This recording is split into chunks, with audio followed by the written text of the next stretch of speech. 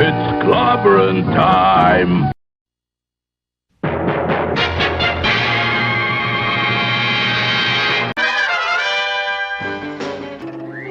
Atomic batteries to power.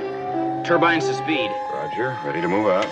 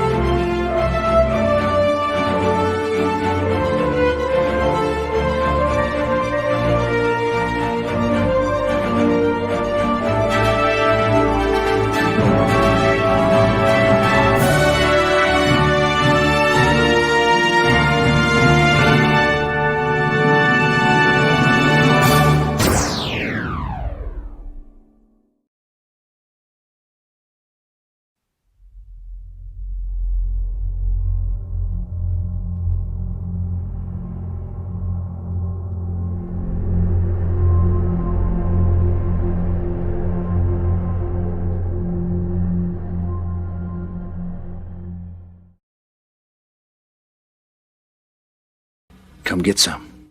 It's clobbering time! The word is given. Clobberonimo! Greetings, my dear friends, clobberers, clobberonimos, clobberoids, clobberalians, and clobberuskis, and all who clobber. For those who do not get clobber, perhaps you will someday if you learn to bang the rocks together, guys. Club, clobberam. Club. Clobberonimo! I'll do you one better. Are you ready for this? Clobberonimo! How do you like that? Shout out to the great Mark D. Is hysterical. Love it. Well, so good to see you. Hello, everybody. Welcome to Clobbering Times, issue number 509 on YouTube, 1,509 over 15 years of geeking out. And where? Oh, I was putting my post-it note up there because I got to remind me of stuff. Saturday Night Star Trek, number 174, Voyager reviews with the most wonderful first officer who has returned, the amazing Commander R.M. Briggs. What's up, Commander? Well, that's an amazing warm welcome, and I missed you. So I'm just grabbing you virtually on either side of your face and just smooching your entire face. But I wouldn't do that on the bridge because I don't want to embarrass you. So we'll have to do that in your ready room because I don't want to embarrass you in front of your crew. But I love you, and I've missed you so much. And it's great to be here. Good evening, everyone. Welcome to Saturday Night Star Trek. We are going to have so much fun tonight talking about Voyager. You all heard it. You heard it. You're my witnesses. She grabs. She's a grabber. But just dudes don't complain about that kind of crap. We're guys. We're men. So it's so good to see you, Dylan. I missed you so much. You're the best. Yeah, I missed you too. Let's see here. trying to write some names down as our friends are start to trickle in. So good to see you all. Again, I want to thank everyone who was here with us last night. As you know, number one was on shore leave, and I hope, by the way, whatever it was a wonderful time that you had. But even though we had a great time, I want to thank everyone here for who hung out with me for the big countdown of episodes and stuff. You were all fantastic last week, and I really enjoyed it. And thank you for all making it a lot of fun. It's never the same without number one. So I'm so happy to have her back here. And we're going to get back on track, biz nice as usual. And to do that, I will turn over the helm to number one right now so she can have some opening statements for all of us. I don't even know how you did that list. That list is so difficult. I don't know how you did it. I know we share a lot of rankings and we're different on some rankings, but I just can't believe it. It's like having 79 children and having to choose between them. I don't know how you did it. You are a braver man than I. But you know what? That is why you're the captain. Oh. Oh, you got a gift from RRTNZ. Hey, RRTNZ. Thank you so much for that. It says gifted a membership. So appreciate that so much, RR. Thank you kindly. And it's good to see you here as always. But yeah, well, it's just a lot. It's easy to rank them because Fred Freiberger made it easy by making a bunch of stinkers. Well, you know that fourth corporation, that fourth corporate takeover, that was really when the Holy Trinity just basically walked away. I mean, it got so ridiculous. I felt bad for them. I know DC Fontana walked off set according to the block text, and so did Gene.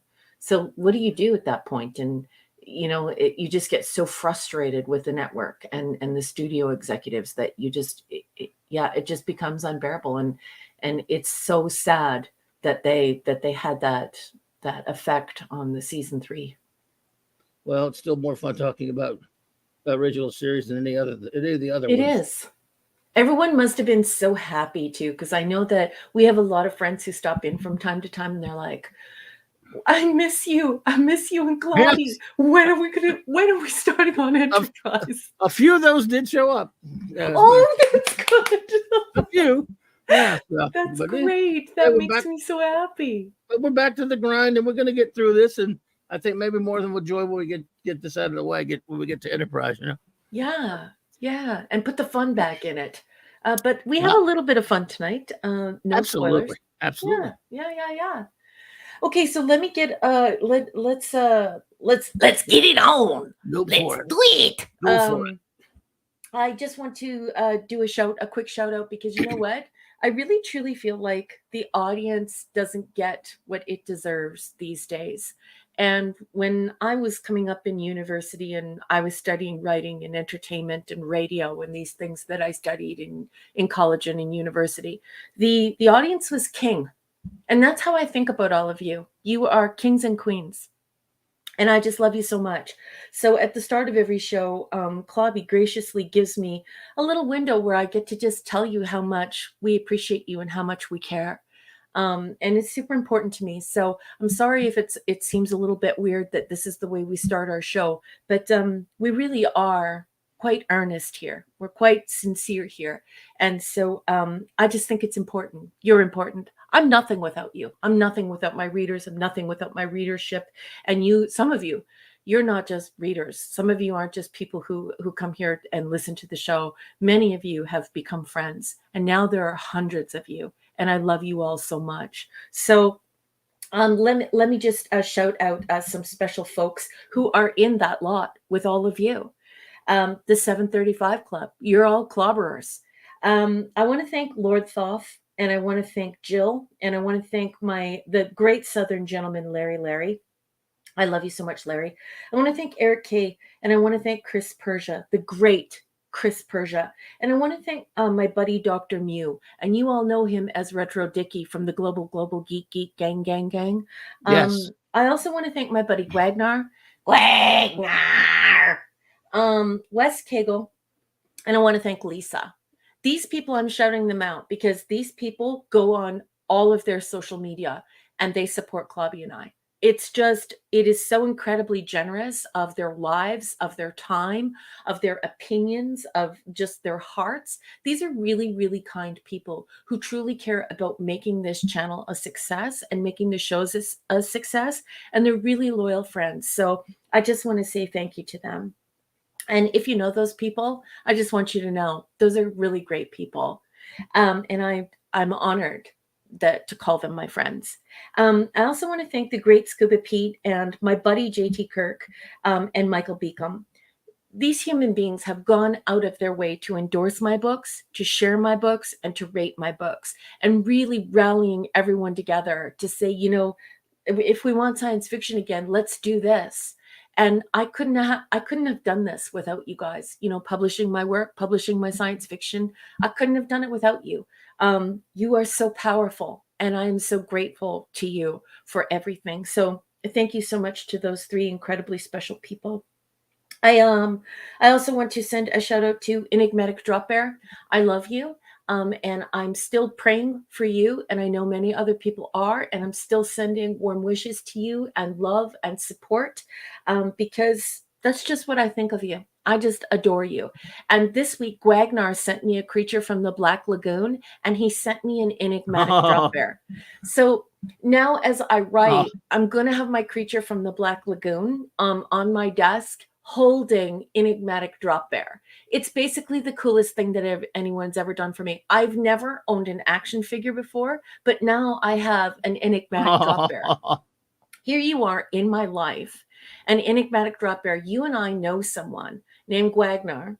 Oh, Gary Ambrosia.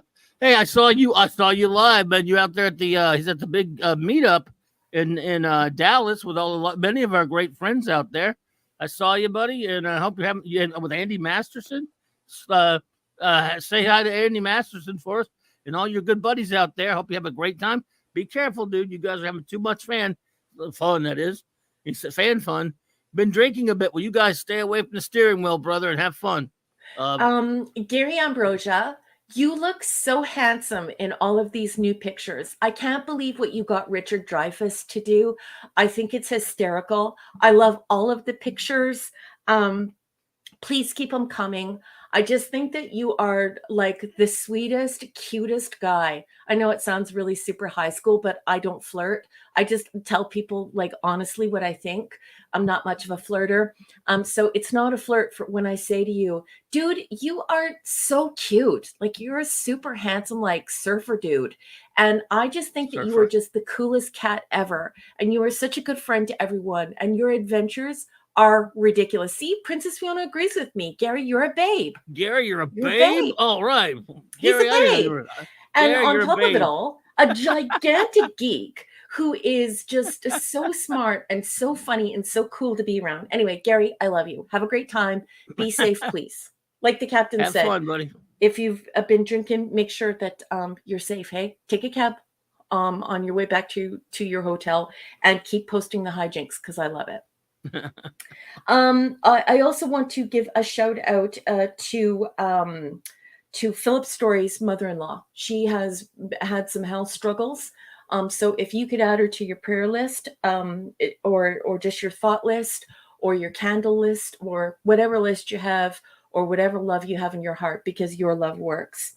I also want to send out my love to Shooter. I'm just speculating here, and it's just speculation, but I think a Shooter is in service. And because of that, I'm a little bit worried about him. He's going to be away for 3 months. And I believe it's work related. And I just want to send my love and support to him. Be safe. Be safe. And we'll see you when you get home, because you are one fantastic dude and everyone here loves you.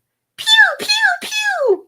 Now, very quickly, I am going to run through the folks who backed my book. I have a new book out. I cannot believe how you guys have kept it on the charts. I released the book on May 25th, and it's still on the hot new releases at Amazon in Canada and the United States. I think on one of them, the book is still number 4, and Happily Ever After is number 5. So I'm number 4 and number 5. That doesn't happen without you. Anyway, These are the incredible people who kicked it 18th, 19th century style by backing my book when the corporations wouldn't. And I'll explain why very quickly. I write classic episodic science fiction. I'm not an activist, and I don't write about activism. And right now, publishing houses, they are actively saying that they are putting in writing that they would prefer that you are an activist and that you write about activism. I'm just trying to write about science fiction. So these marvelous human beings stepped forward and they said, let's get your book across the finish line. So I just want to thank them. Larry, Tony Stark, two of my full backers. They're incredible people. Sean Carter from Mars. Penny Lane, Shoota, Gwagnar, Dave, Chris Persia, Scuba and Leslie Pete, Eric Kane, his trusty dusty dog Kirby, Enigmatic Drop Bear, Michael and Cassandra Beacom, and of course their son Sean. Mark D with the C and his beautiful family, Anti-Derivative Jill, Maximum Redstone, JT Cook, he is Kirok, Dadman and the Dadman clan, Lord and Lady Thoth, and of course Lance, chuck some cheese in the chat, don't let LTC, he's chief of security, Rob Altus, Tyler, Jeff Wyatt, Rod Thunderheart, Mazarus, Wes Cagle, and Cardinal Sin. We all know him as Gil Bavel or Gil Bavel. So I just love you all so much. Thank you for backing my book. Oh, and I also forgot. Chris Persia's dad has had a bit of trouble with high blood pressure. Don't forget to keep Mr. Persia Sr. in your hearts and in your prayers if you pray, everyone, because I mean, look at the son he made. I mean, obviously he's a great guy. Look at the son he made. We all love Chris Persia.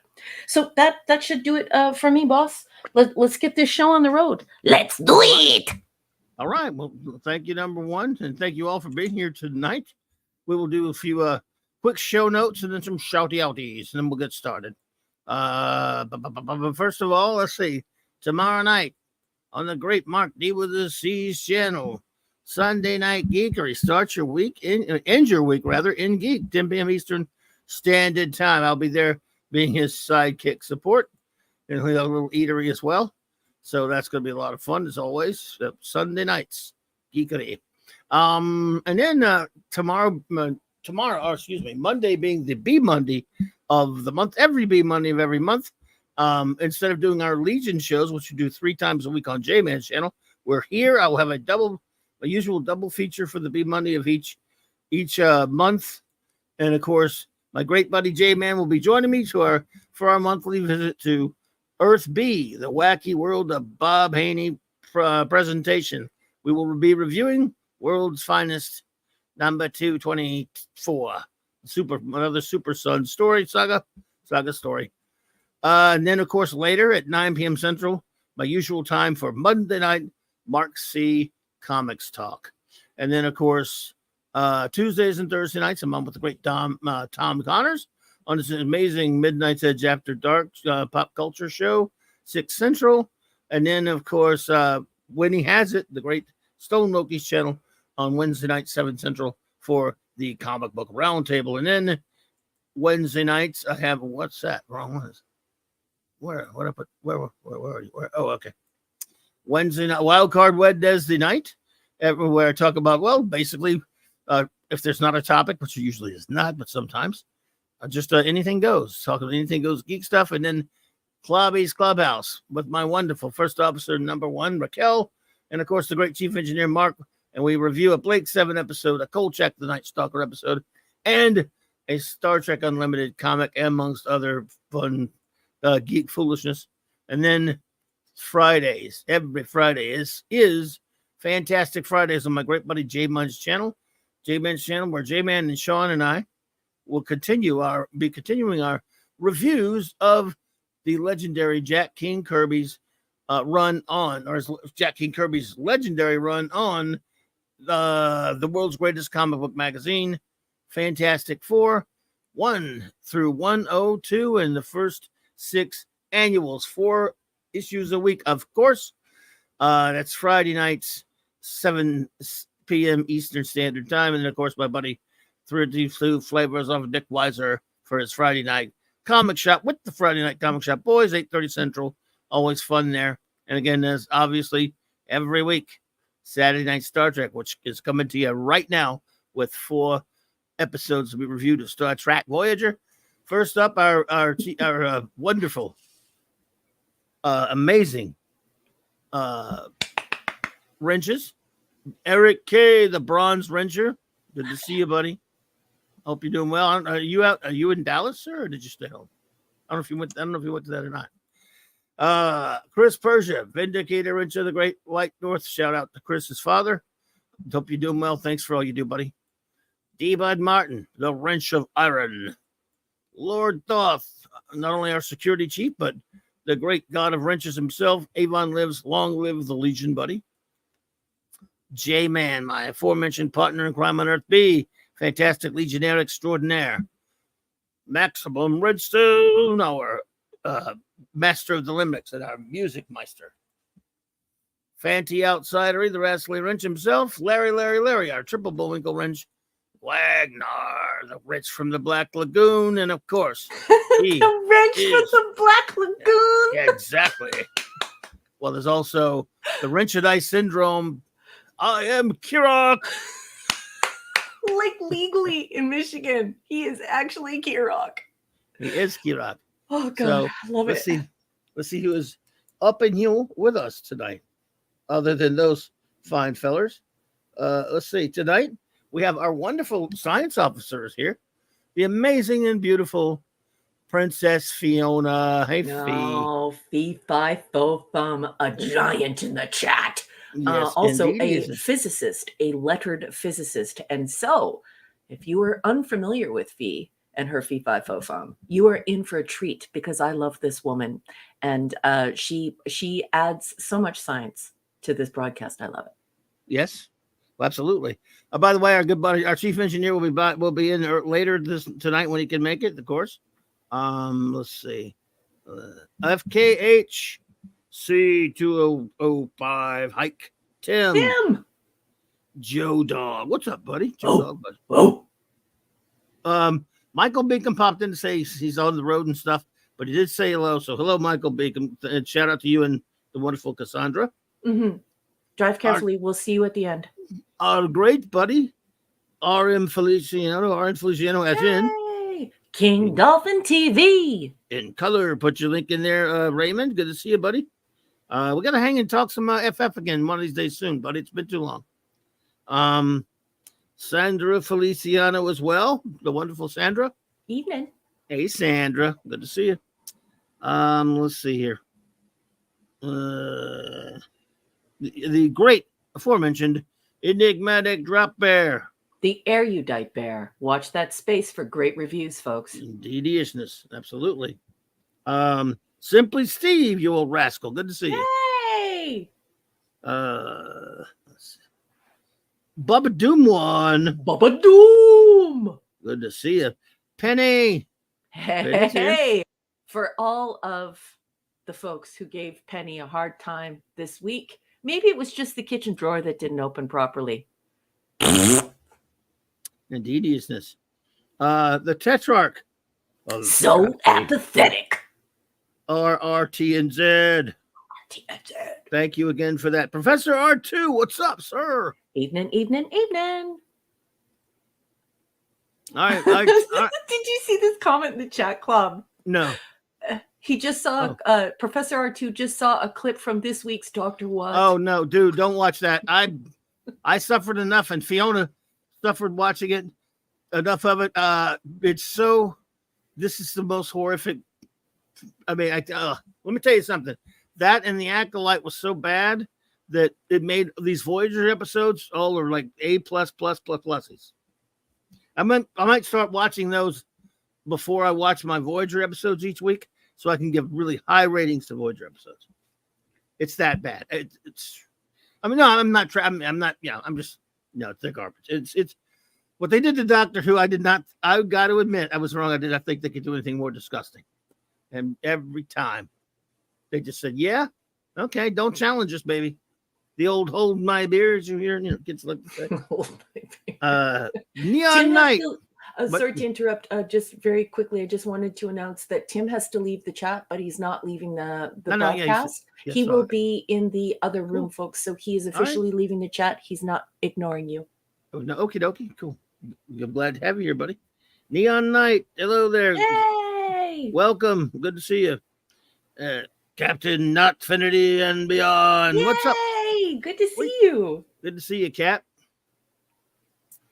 JT Kirk, buddy. JT Cook, he is Kirok. I keep forgetting. I already called him out, but anyway.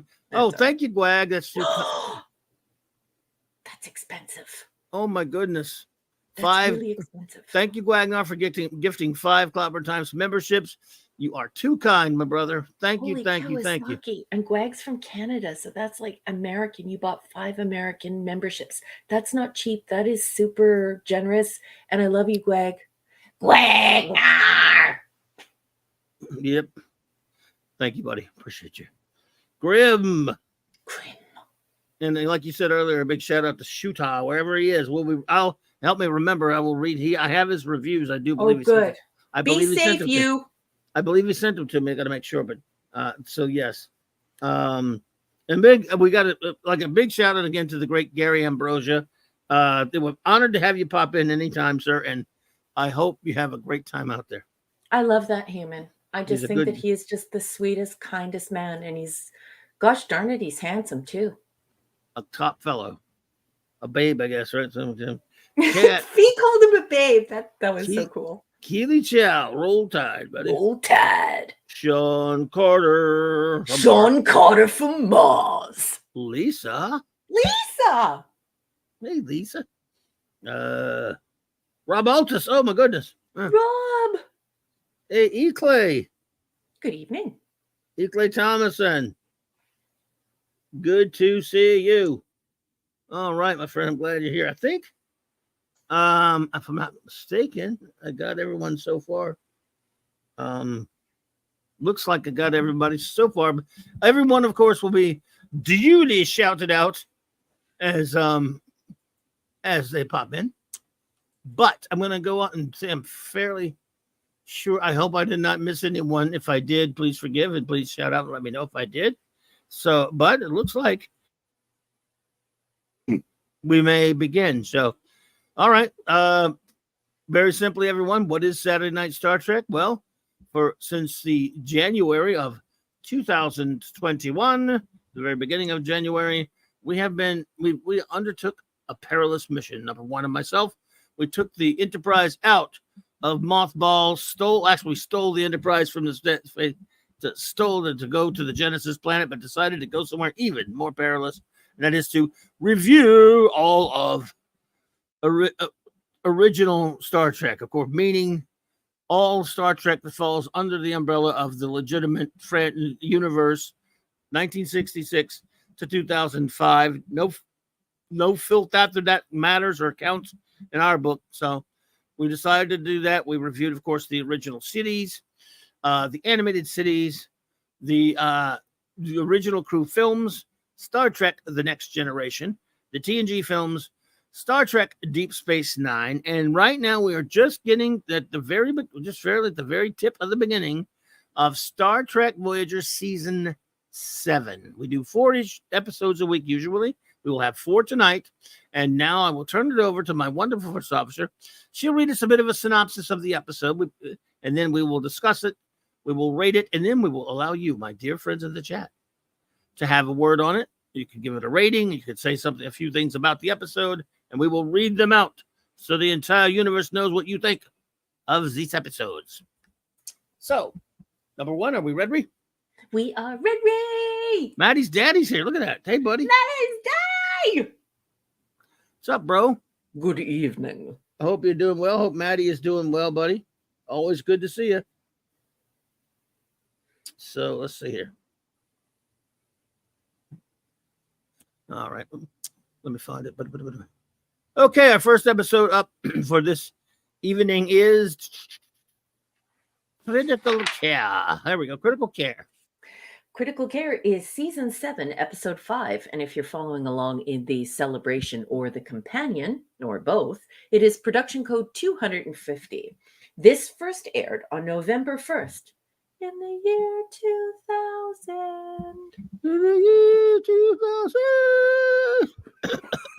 Now I'm going to read the plot as written by GPT Chat and various nincompoops who commit themselves to wikipedia.org. It will probably suck. The suck will be large, suck and large, but we're just going to get it done. Let's just do it. There you go. The Doctor's mobile emitter is stolen from Voyager by an alien trader named Gar and sold to an overcrowded hospital run by the hard-nosed administrator Chelik.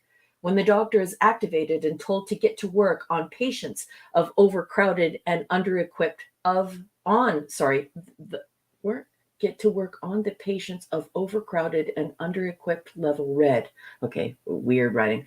He protests his kidnapping, but must comply due to his Hippocratic oath. The Doctor quickly learns that this hospital is run in a strict manner by a computer called the Allocator, which regulates doses of medicine to patients based on a treatment coefficient, or a TC, a value assigned to each patient. He is told that TC is based on a complex formula that reflects the patient's perceived value to society rather than medical need. One patient, Tebis, has a terminal condition that requires a drug the hospital can provide, but Tebis's TC is too low to warrant it. When the Doctor begins to question the system, the Allocator assigns him to Level Blue. Level Blue's facilities and quality of care are dramatically better and more modern than Red's. He learns the patients on this level have a much higher TC than those where Tebis is warded, and that the Allocator prioritizes the prophylactic care over those lower TC patients who need emergency care. What? What the hell? I'm not gonna. Sandra Hammerslag, welcome. Why not just say preventative care? Anyway, you got me. It's just very weird. I don't even know if that's correct or not, because that's not my area of expertise. I didn't study medicine. Anyway, the Doctor is able to convince the nurses to provide him with extra doses of medicine, which he smuggles to the lower level and administers to Tebis and others. Chelik discovers his scheme and forcibly restricts the Doctor to Level Blue. Meanwhile, the Voyager crew tracks down Gar, who has stolen the Doctor's program, and Neelix tricks him into revealing the place where he sold the Doctor. Voyager sets course there. Wow, this is so poorly written. I mean, really, just seriously, like, light it on fire. Like, where's the shame? The Doctor learns that Tebis has died despite the fact that continued injections would have saved him. He figures out a means to escape Level Blue to continue to try and save the other patients in lower levels. Chelik learns of this and arrives to stop the Doctor, but the Doctor injects him with some of Tebis's blood, infecting him with the same condition. Mistaking him for the late Tebis, the Allocator mistakenly assigns Chelik a low TC, preventing him from getting the proper treatment. With this leverage, the Doctor convinces Chelik to move the lower TC patients, including himself, to Level Blue to receive care. This is entirely wrong. This is not what happened in the episode at all. So this description is complete and utter shite. This is not what happened in the episode. Voyager arrives to rescue the Doctor as Chelik orders are carried out.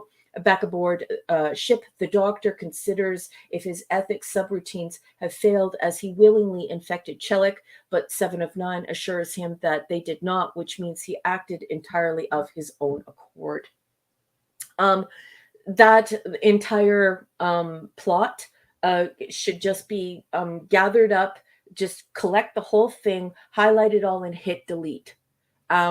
That's not what happened in the episode. It does not explain the way the characters interact or what's actually happening in the episode at all. It's absolutely not true. Not even the Chelik allocating the Doctor to the blue zone because he starts to ask questions. That's not why he was put to the blue zone at all.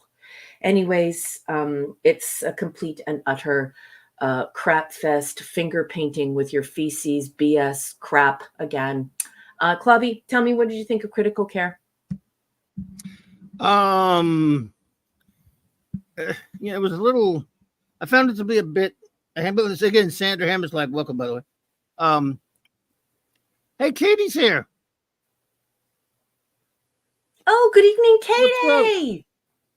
What's up, Katie? I actually did understand, what it was trying to say, Mhm. as Katie points out about quote unquote socialized medicine and all that stuff, Mhm. and other things, other societal things. And look, it's fine for Star Trek to pose questions like that and all that stuff. It was a bit heavy-handed, in my opinion, however, Mhm. but I thought it was well acted and well performed. I mean, I think all the Okay. actors were really good. I think, of course, Picardo. It's easy. It's low hanging fruit at this point to talk about how great Picardo is, but it's Yeah, also true. So you have to. it's true. Larry Drake and Jeffrey Itzson or whatever, always good and stuff like that. So, and then the other kid. So it's compelling. It's pretty good, compelling drama, Star Trek drama that isn't it poses questions more than anything else. It It does. puts a few opinions out there as well. So on an overall, for a drama and a like that, hello there, Turing Machine. Machine. I found it to be fairly well done, and I was interested the whole time. So I thought it was an okay or fairly well put together episode, well drawn. Well, I think it's fairly paced fairly well, if I want to say. But so notes. Okay, I should just start off by admitting that I absolutely love this episode because this episode elicited an ongoing academic and philosophical response. Mhm. So there are professors who use this episode to discuss medical ethics, and they have their students watch this, and then there's an ethical discussion. There are also folks who study philosophy who are given this episode to watch, and then there is a philosophical discussion about it. So because it elicited a response from academia, as you all know, I come from academia. Despite growing up in abject poverty, I too come from academia. I absolutely love it for that, and I love the content. So here are my notes. Let's just start off with the fact that Tuvok is the worst Vulcanian and the worst security officer in the history of Starfleet. Once again, the doctor has been stolen, and the Vulcanian who eats beef burritos and is just a complete nincompoop let it happen. I also don't like Tuvok's dialogue. Whomever wrote this needs shin kicks, maybe, a round or two in the agony booth. And I know there are some places where we could insert some Klingon pain sticks. What nincompoop would have Tuvok, a Vulcanian, say the following: a very brief half-life? Oh. This is how he describes the energy mechanism of a compound they're using for fuel. He actually says a very brief half-life. First of all, Strunk and White, why are you using very and also saying brief half-life? A very brief half-life when discussing something that would be, tantamount to a battery? Get out of here. Take your shadow and be goneth. But the rest of it is glorious.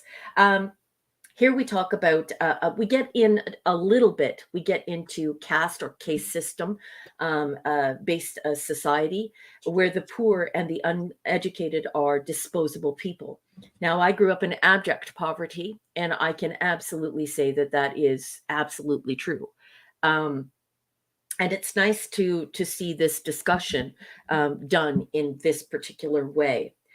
Kirk needs a word with the allocator computer. I was thinking to myself, wouldn't it be great if Kirk just talked to this allocator computer? I just want to say that, on a lot of streams, people and a lot of social media, people are talking about education as though only wealthy people are entitled to an education.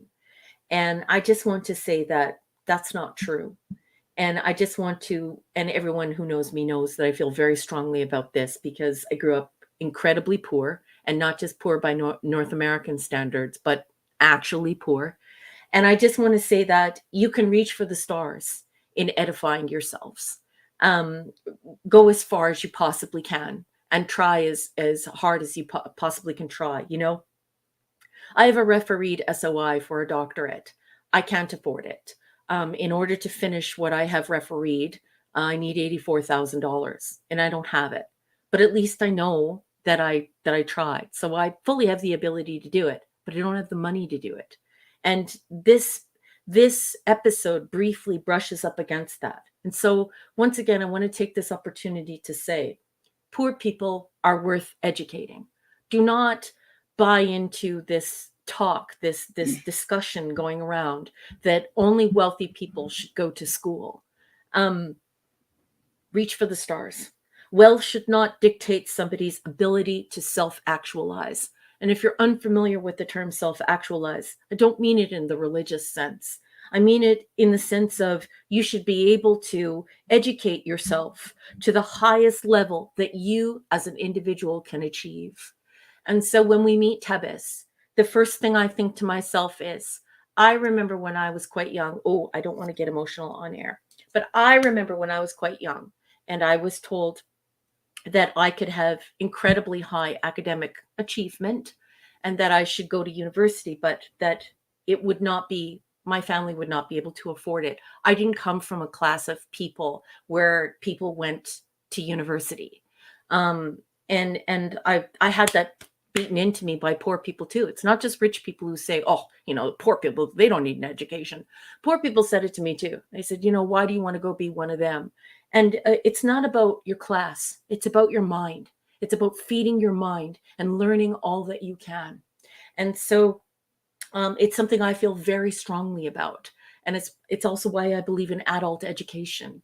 You know, adults going to university and studying to become engineers or communications and technology scholars like me, or psychologists or psychiatrists or even family therapists. And you know, just imagine if you went into pharmacology, you became a pharmacist. I believe that every single person who's alive today should be able to flex their intellectual and emotional might to the highest level that they can achieve. So I like that messaging, and we only brush up against it in this episode. I talk about it quite a bit in my writing, in my science fiction, and I leave it up to the reader to think what they want to think. I believe in the Socratic dialectic, so it's up to you. But I just wanted to say that this episode is very important and very beautiful because it dares to brush up against that, and it does it in a very earnest way. This is very sincere, and I really appreciate it very much. When a healthcare system saves money by refusing care to the poor, the uneducated, the chronically ill, the disabled, and the aged. And I would just like to say, I'm looking at you, Canada. And I would like to scream out very loudly into the microphone, but I won't. Bat in the cave, bat in the cave, to Lisa, because Administrator Chelik definitely has a bat in the cave. And it's really grody. It's grody to the max, man. The doctor goes very wrong, but the doctors work together. It's marvelous. It's an interesting argument. It's an academic argument.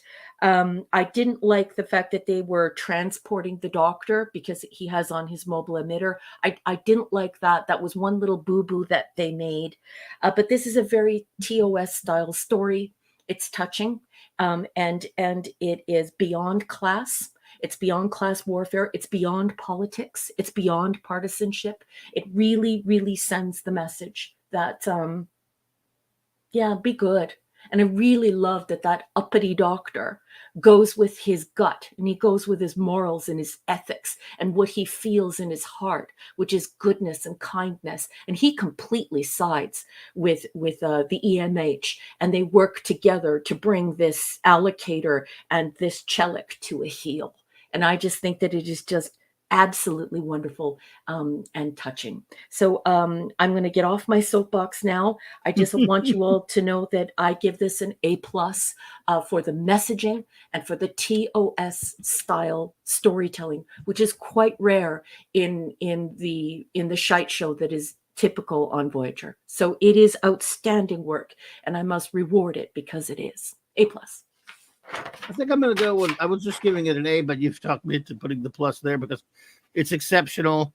It does something that I always want Star Trek to do, and that is put questions out there and, yes, make statements, but you're not treating your audience like idiots in this case. You're putting a pretty mature argument out there, and it can be discussed.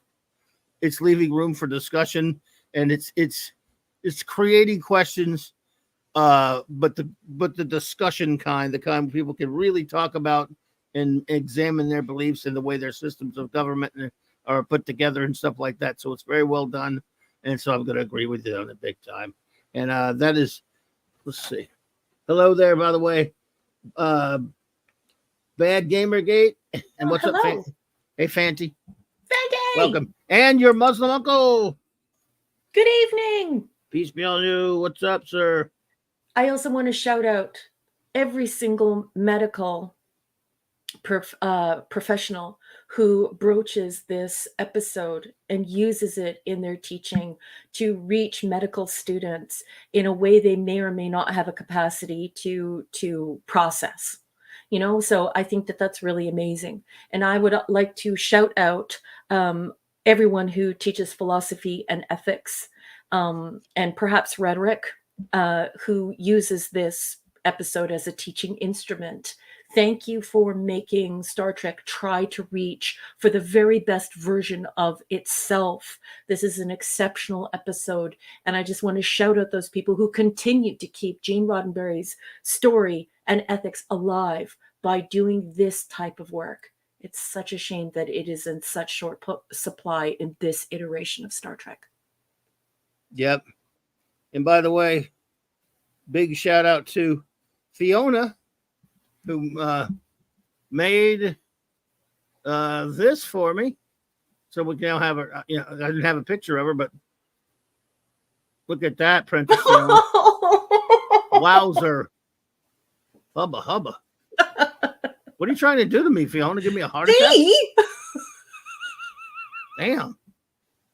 I mean, I can only take so much. I'm an old man. But certainly ain't gonna get a complaint either. So there you go. You are a wrench, of course. So there you go. And I'm usually not good at making these wrench things. So and I don't usually presume upon somebody what they would want made for them. So, but yes, everyone likes that. Yikes, indeed. Well, yeah. So yes, sir. I think that's popular. Mm-hmm. We'll go out on the limb. So we go one more time. There you go. I like it. I don't know why you beamed a car down there, but hey, it's fine. Well, it's a fantasy. It's nice. Rubbish. You are that pretty. Don't be ridiculous. Anyway. So, all right. So yes. Now this is great because now you're going to do like a hubba hubba bubba. Hubba hubba. Yep. Every time you show the wrenches. Indeed. Took the liberty of idealizing my portrait, and you like muscle cars. Hey, I'll see if we can find some complaints from the guys around here somewhere, but I don't think we're gonna find any. Yeah, I don't think that's gonna happen. If I can find any, I'll let you know. Yeah. So, all right, well, everyone, here we go. Let's open this up now for your reviews. In fact, here we go. The word is given. Come forward with your reviews and ratings of this episode. And while you're doing that, I will bring us some Max Redstone entertainment. Bop, bop, bop, bop, bop, bop. Once I can find it. There we go. All right. So, all right. Critical Care by the great Max Redstone, our lyricist, our music meister. Here we go. The doctor is in at the medical trough in a system of ratings at which he will scoff. It's a double-edged knife to put a value on life, and as very bad idea to piss your doctor off. That's fantastic, dude. Nice. Excellent work. Yes, sir. Good stuff, man. As always, everyone, the great Max Redstone. Let's see. Let me find Shooter's. There we go. I'll check reviews. I think I found him.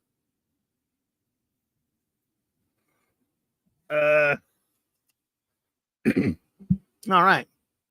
Okay. All right, buddy, Shooter.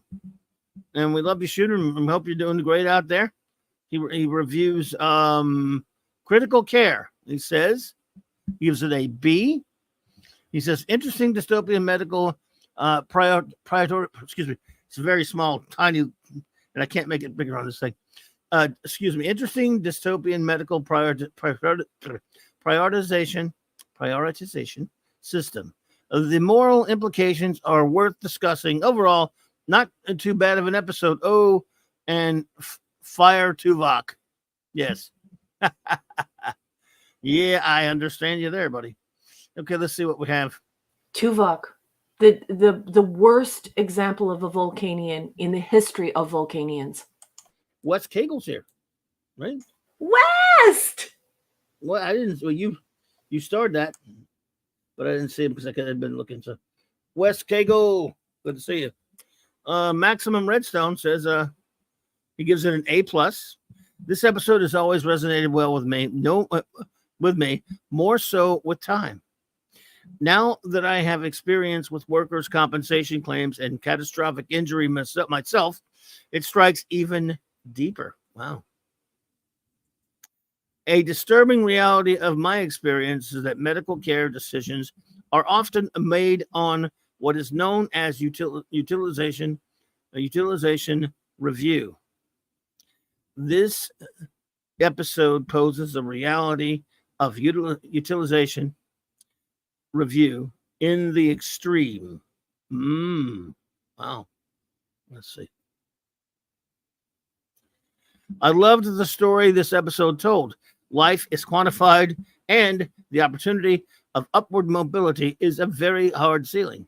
In the end, the fate of 12 people are benefited by a change of perspective.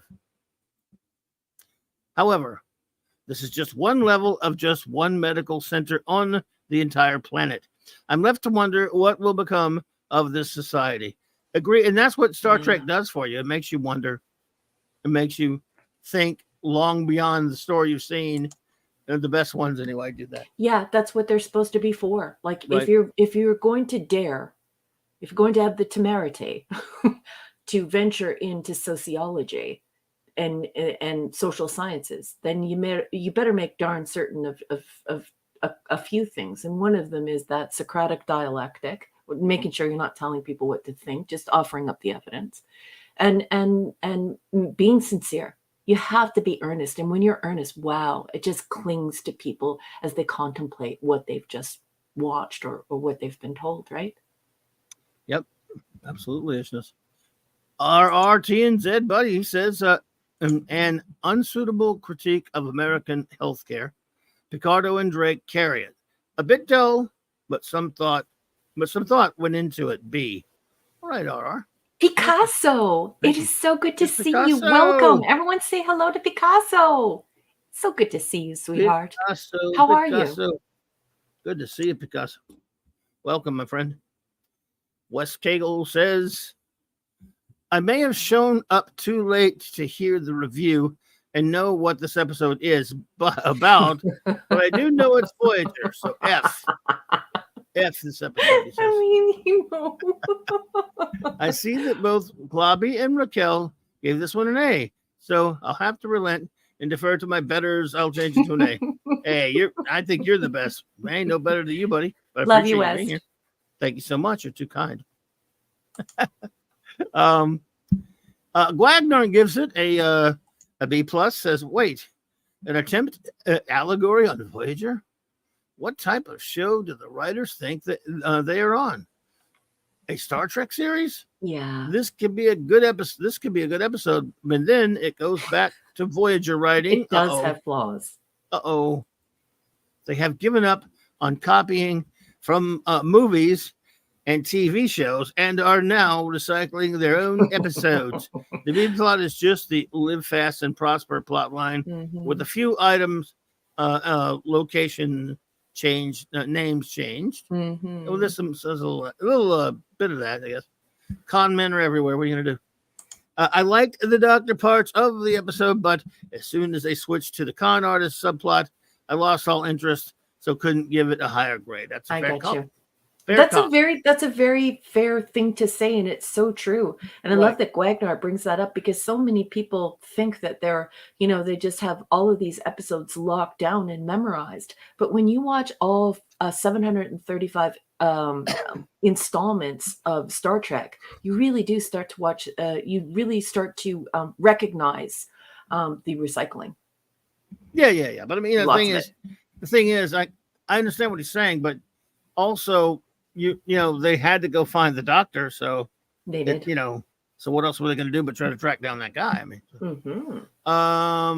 Fiona says, I had to make sure I was watching Voyager.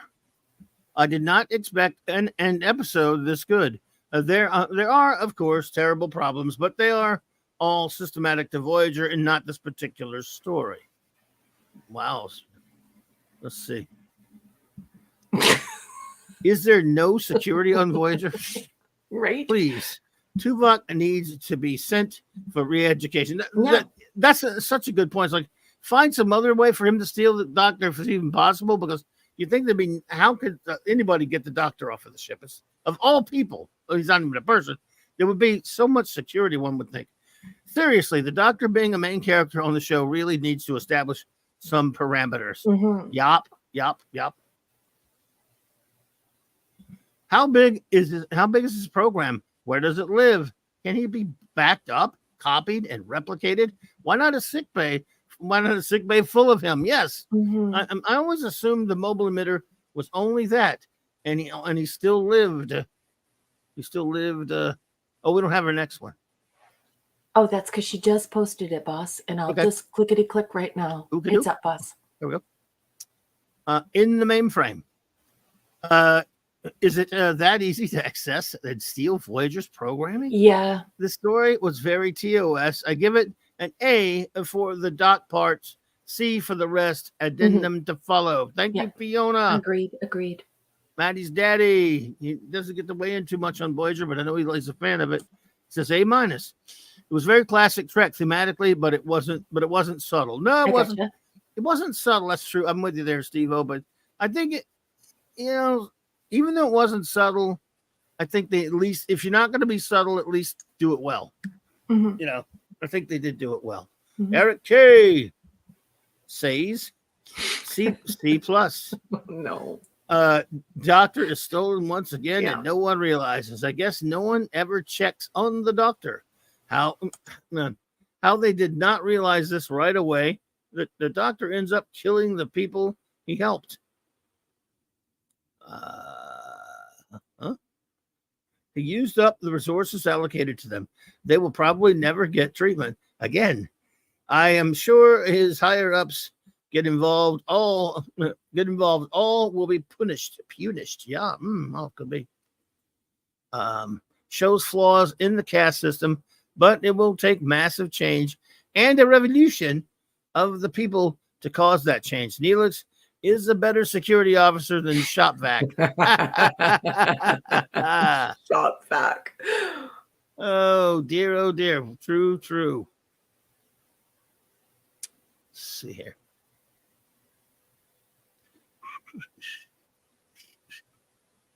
West has an addendum. A side note for the great West Kegel. See about that socialized med in this episode. You were talking about Canada's system. Canada does take care of its poor. It's called MAID. You read me loud and clear, West. There you go. Let's see. Zathras. Hey, Zath, I didn't know you were here. Crap. Zathras. That's what he said. He said, that's his review. How did you know this review? It says, crap. No, it says, B+. It is time for a colorful metaphor. Is it time for a colorful metaphor? All right. So we have Katie says, solid B from me. Good plot and use of the doctor. To me, it is a haunting example of socialized medicine and the God complex doctors have over their patients, especially when deciding when they'll die. Thank you, Katie. And it's so good to see you again. I'm glad you're back from your vacation. I'm glad you had fun. I hope you did. Or wherever you were. I think you said you were on a long trip. Okay. Addendum from the wonderful Fiona says, even a partial A, I had to take a Valium for the trauma of doing so. But this app had a funny line when Chicklets was whining. It's not as if your cooking turned him into a thief. Yes. For Voyager Rep, it actually is kind of subtle. Well, yeah, that's good. That's just exactly it. I mean, there's not much gold here. So if you're panning for it and you see it, you pick it out of the pan. Guess who just walked through the door? Who? Brogu. Hello. Bro. How are you? Mwah, mwah, mwah. I missed you too. Brogu from my old hometown, buddy. Hey. Good to see you. Let's see. Lisa says, she gives it a C, says, I was irritated that Tom and Harry wasted resources to replicate their hockey gear. Well, they are dopes sometimes, aren't they? Enigmatic Drop Bear. Is it a B+? It says, this Star Trek story is an effective allegory about the iniquity of a healthcare system that uses an algorithmic arbiter to apportion care according to a person's deemed value to society. Stories like this one highlight the value of liberty and the value of each of us as individuals. The story indulged the EMH's perspective and his ego, somewhat distracting us from the plight of the Denali. There is an argument that the EMH and Voyager left the Denali in a worse state. That is an absolute argument for sure. Yeah, no question about it. I hear you there, ED. Thank you so much. Fanty Outsider E says B+. Good episode. However, since the doctor is himself a program, and since the care they were providing to blue patients was preventative, he and the system could have determined the minimum dose needed for prevention and reallocated the savings to the lower level patients. Also, has the allocator never heard of the placebo effect? Keeping the lower people up and working is a net benefit. You work for an insurance company? After giving myself a likely spoiled dose of meds since replaced earlier this week, I was looking at a new career in going Europe into the porcelain throne of profession. Geez, much better now. Thank you, Fanty. Well, I guess that's it for this one, right? It sure is. It sure is. It sure is. Let's go on to our next episode, folks, which is rolling. Keep that clobby rolling. Inside Man. Okay. All right. Inside Man is season 7, episode 6. And if you're following along in the companion or the celebration, it is production code 252. This episode first aired on November 8th in the year 2000. Oh my gosh. What? It's like, it's a 1,200 word essay. I'm not doing it. I'm just going to read the first paragraph. First paragraph and last. Yeah, just wing it. Voyager receives its monthly data stream from Starfleet via the Pathfinder project, which has been helping Voyager find a way home from the Delta Quadrant. In the stream, don't ever cross the streams. And definitely don't ever cross the streams and also pee on someone's leg. Just tips for men. Tips for men. In the stream, they find the programming for a hologram and discover it is a simulation of Reginald Barclay. Broccoli!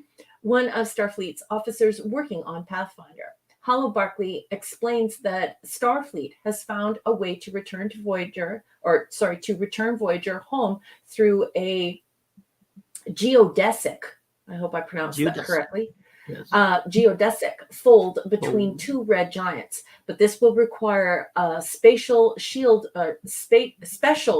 modifications and inoculations for the crew to survive the trip. The Doctor allows Holo Barclay to use his mobile emitter as to supervise the work.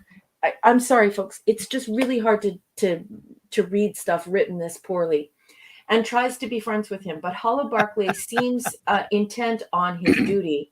And I really mean the poo here. Holo Barclay even ignores the concerns of the Doctor, puts forward about the effectiveness of the inoculations, putting the Doctor on edge. The Doctor tells Captain Bangway about his concerns. She squeezes out some salamander babies, and then the episode is over. Just kidding. Who orders the check of the Holo Barclay program, but finds nothing amiss. And now we're just going to skip over all of the crap in the middle of this because the writing is super bad. And yeah.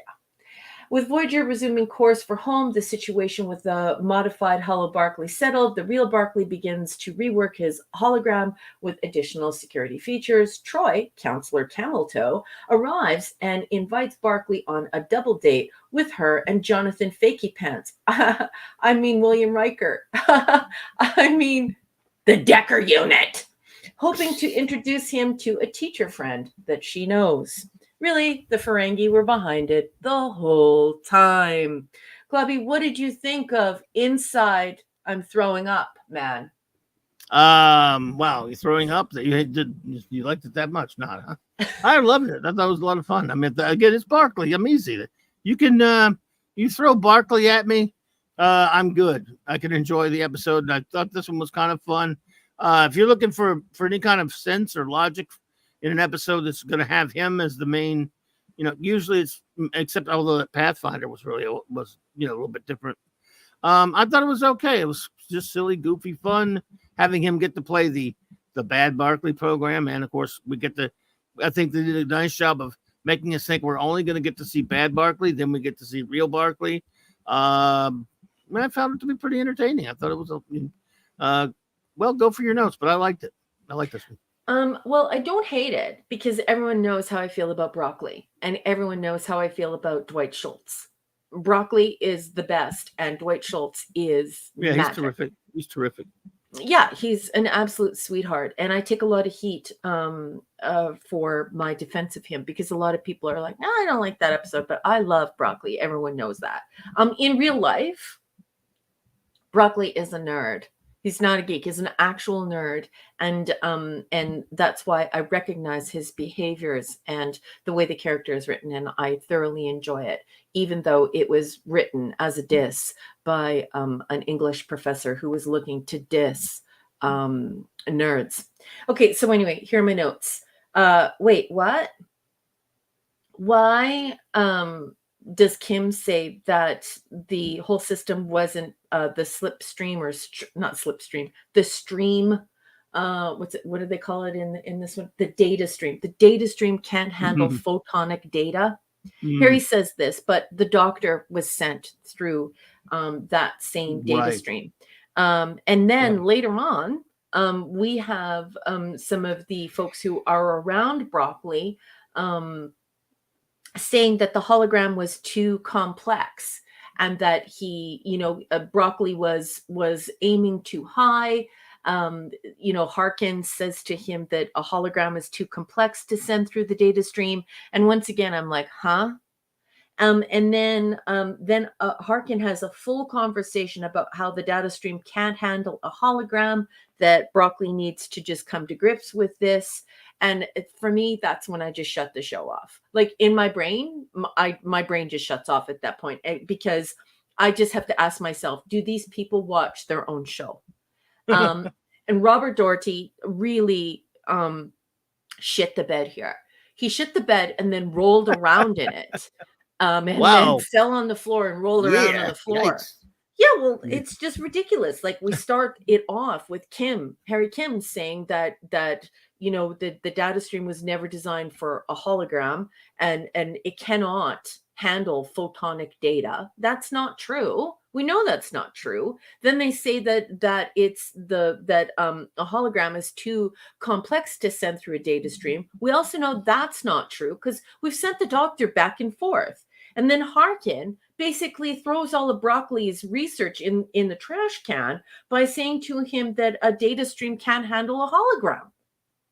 These people don't watch their own show. So look, Robert Doherty, you wrote this. You crapped in your own bed, rolled around on it, fell on the floor, rolled around in it some more. And then Alan Croker, who directed this, merely watched and snapped photographs of poor Robert Doherty rolling around in his own feces in front of everyone. Watch your own stuff. Learn about the stories that you're writing and how this got past all of these people who work in production, who are regulars on the show, who everybody's always talking about how genius they are. How did this get past all of them? I mean, the entire episode? Anyway, I love Broccoli, and that's why I didn't give this a D or an F, because it's very, very clearly a ridiculous, stupid episode that assumes that the viewer is a moron. I give it a C+, but only because of Broccoli. Robert Doherty, you need to go and have a shower, because it's just a C+. They're not an axe in my head to bear. You're ought to knock some underwear. Malachi D. Wildman. Hey there. Welcome, both of you. Malachi. Welcome. Good to see you. Well, I still love it. I don't care. I mean, look, I think I've come to a weird, I don't know, like a come to Jesus meeting with Voyager. It's almost over. And if they put an episode up that doesn't piss me off, make me, I have fun with it, I'm fine. Yeah. I'm just going to be nice. Like that, the one we did Critical Care, I give it way too high a rating just because I found there was some very intriguing bits to it. And I just don't even care about the flaws anymore because this is Voyager. It's a train wreck. If you give me Barkley for an hour, and I think he's really fun in it. I love the character. I understand. Steve and I don't agree on that one, on the character of Barkley, but we've had that discussion before. I just find him to be so entertaining. This is another, just like a goofball episode that is just trying to be fun, and I don't take it too seriously. So I understand what you're saying. Look, believe me. And I would not, I have no argument. I have no credible argument to repudiate anything said, and I still give it an A for Barkley. It's a soft spot. What? Oh yep, God. A for Barkley. We're in a parallel universe. Yeah, I mean, look, I don't even give Fs. Like I said, I don't even give an F unless I get pissed off. That's why I give it a lot of Fs to Voyager this year, as you know. But yeah, You're just enjoying Broccoli. You're having a great time with Broccoli, and then they just keep bringing up the fact that the doctor never went through the data stream. Yeah, well, that was stupid, but I mean, like 4 fun times. It's Voyager. There's a day landing in Y that something stupid happened on the Voyager episode. And it was actually the basis for the criticism of poor Broccoli. And then Counselor Cameltoe shows up, but at least she's showing her rack. Well, see?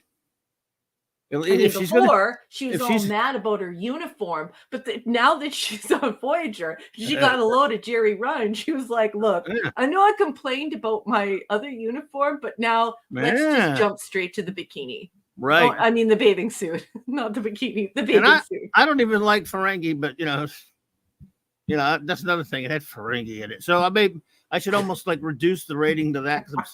But you know what? It's not like Deep Space Nine where we had to watch Ferengi every freaking week. So there's that. Just rack them up. Rack them up. Her chesticles are magnificent.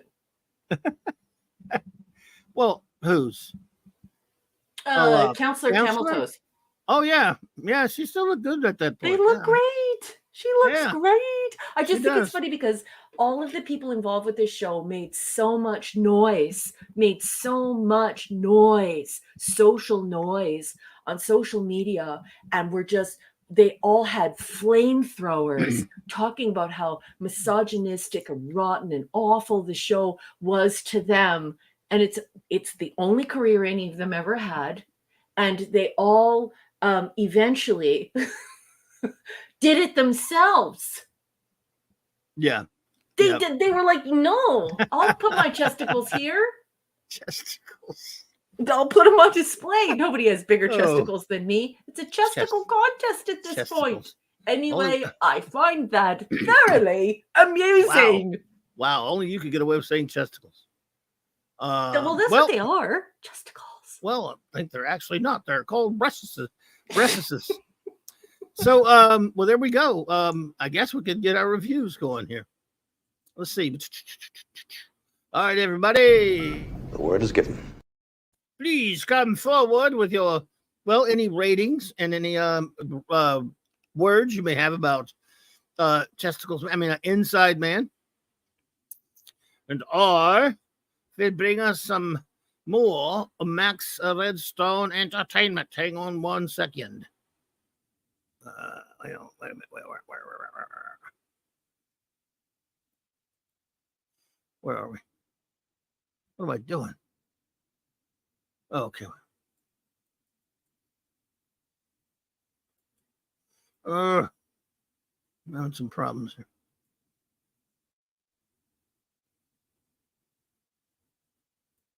Crap. Where's my... Hang on, Max. I got you. All right. Everything put in the wrong spot. So funny. Oh, here we go. Inside Man by the great Max Redstone. Let's see. Reg and Ace, the holographic man, sending himself across the galaxy span. A dangerous mission through the red giant fission until genuine Barclay confounds the Ferengi plan. Well done, sir. Thank you. Hey, Cassandra. Yes, everyone, please welcome the beautiful, the brilliant, the kind Cassandra Beacom to the chat. And she's posting for Michael Beacom. I think they're in the car. Drive carefully, you two. Be careful out there, my friends. It's good to see you. Let's see. You said Michael sent one. Okay, there we go. All right, so let's see what we got. Katie said, whenever I see this episode, I think of my uncle who passed away. Oh, my goodness. So sorry, dear. Last November. Oh, my. So sorry. He was so much like Reg with conspiracies and loved Trek. I also liked the scene with Reg and Seven. Solid B+. Okie dokie. Thank you. Thank you, Katie. Lisa says, C. Was really excited to see Broccoli. Thought, oh, good episode. Then I saw the Ferengi, which made me laugh. Better if Hollow Doctor and B. It's true. All righty. Thank you so much, Lisa. All right, and Axamander says Broccoli can get no lower than a B. I love you, beautiful broccoli people. You rock, buddy. Enigmatic. I mean, I'm sorry, man. I'll get there in a minute. ED, I hit the wrong one. I hit the right one. I just said the wrong one. Maximum Redstone C+. My word, what are they going to do? Let's see. What are they doing to our Reginald? He's a rip-off hologram, a cuck, a stalker, a Riker's double date. In addition to foiling the Ferengi master plan, 1 of 5 is this battle. Is this batting 200, 2000, 200? Hang on a second. All right, Max, I'm looking for your. Okay, there we go. I was only slightly entertained by the evil Barclay. I love Reg Barclay. Who doesn't? He is right up there with Elam, Garrick, and Quark as the greatest recurring characters in Star Trek. Yeah, of course, Quark's more than recurring. He's actually a regular cast member. But I hear you. I just felt like writers said, let's just write another Barclay episode. And WTF, let's throw in some Ferengi. This is unfulfilling, which Which show does this Federation belong on? Which show does this Federation belong? I don't know. Don't know, sir. I don't know, sir. But I'll check. Oh my gosh. What? Damn it. What? Eric K lost his review. He deleted it by accident. Oops. Oh, I'm sorry, buddy. Yikes. Crap. Oh, and Lisa posted the wrong review. What's happening at the 7:35 Club tonight? What was it? What was it? What do you mean? She said, oops, that was the wrong review. Sorry. So I think she's going to be posting another review. That's fine. Lisa, post the right review. Yeah, post whatever you need to, Lisa.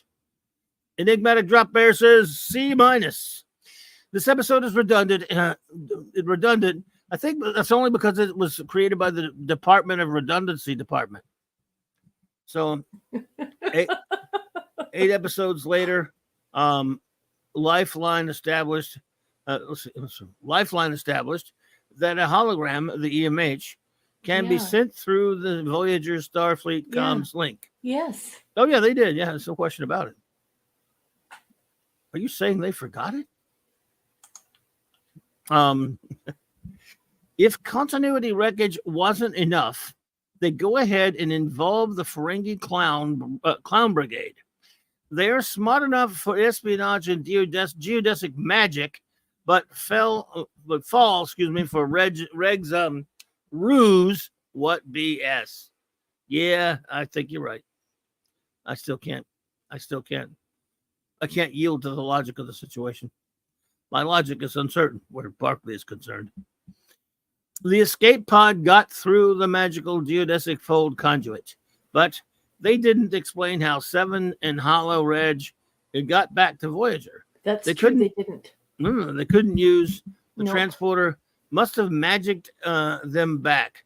That's a huge problem. And that geodesic funnel that they made, I'm not a physicist, but what I found the most dubious about that is that apparently, like, their bodies could be, if you were looking at the science fantasy that was presented, their bodies would be liquefied. Okay, so this is the danger.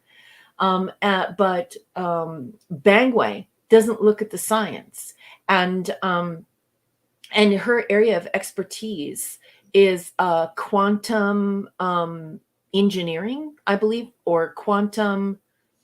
What is it? Is it quantum physics or is it quantum engineering? I forgot. It's quantum leap. It's quantum leap. Yeah. Quantums. Yeah, but anyway, so that was her area of expertise, and I believe she has a bachelor's in it that she got from Starfleet Academy. So here she is, a captain of this ship, and she did not even look, and it was her area of expertise. So she's a subject matter expert in this thing that they were going to create. And so I just found it very odd because it was very clearly scientifically impossible. It was taken for granted by everyone that it was scientifically possible. It was presented by Reg, and she didn't even look at it, even though it is her area of academic expertise. It didn't make sense to me. And I also didn't like the fact that we didn't know how they would return, because even if they went near that thing in a shuttle pod, if that thing could liquefy Voyager, imagine what it would have done to a shuttle pod. So yeah, it's a no for me too, Enigmatic Drop Bear. And I tried to give it a higher grade, but C+ is all I can give it. And I'm only giving that because I love broccoli. Our buddy Shooter. Shout out to you, Shooter, buddy, wherever you are. Hope you're great. Hope you're doing great and safe. Inside Man, he gives it a B+. Barclay 2.0 sequels are rarely as good as the original. Ferengi, it's just Ferengi, but it works for a nice bait and switch. Overall, I found it fun. Sure, not great, but it's Voyager, so what is? I love you, Shooter. Everybody, Shooter. Boss Man, Mars Monkey Max just walked through the door. Hey, Mars Monkey Max. All right, MMM. Good to see you. I hope you're doing well. Always good to have you. All right, let's see what we have here.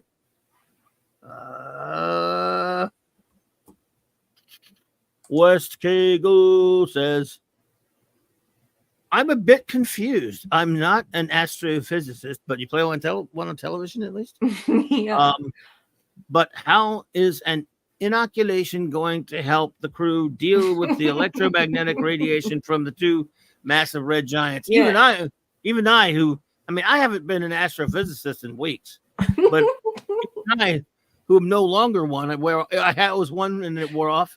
But I was one for many years. Now I'm not. So I've forgotten it all. And even I was like, how was that? Yeah, even a Google astrophysicist, Right. and there are many of those on the Right. internet, even a Google astrophysicist knows that wouldn't help. Yeah. I mean, look, I look fondly back on my astrophysicist days, which ended like 2 or 3 weeks ago. But even still, it boggled me as well there, Wes. So I'm with you. Let's see. Yeah, it would work about as well as the last inoculation I had. I'm not going to say a word more. Well, so you're saying, for example, if a starship had to fly right into the sun, yes, they couldn't just inoculate themselves and stuff and be okay? No, they could. They could. It's Voyager.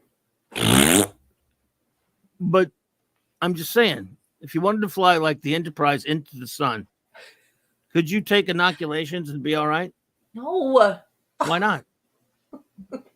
Well, what is this? Because what the sun does to organic matter has nothing to do with the state of the organic matter. Yeah, Wouldn't matter if the organic matter was experiencing menses, if it had chicken pox, if it was covered in leather, if it was covered in steel.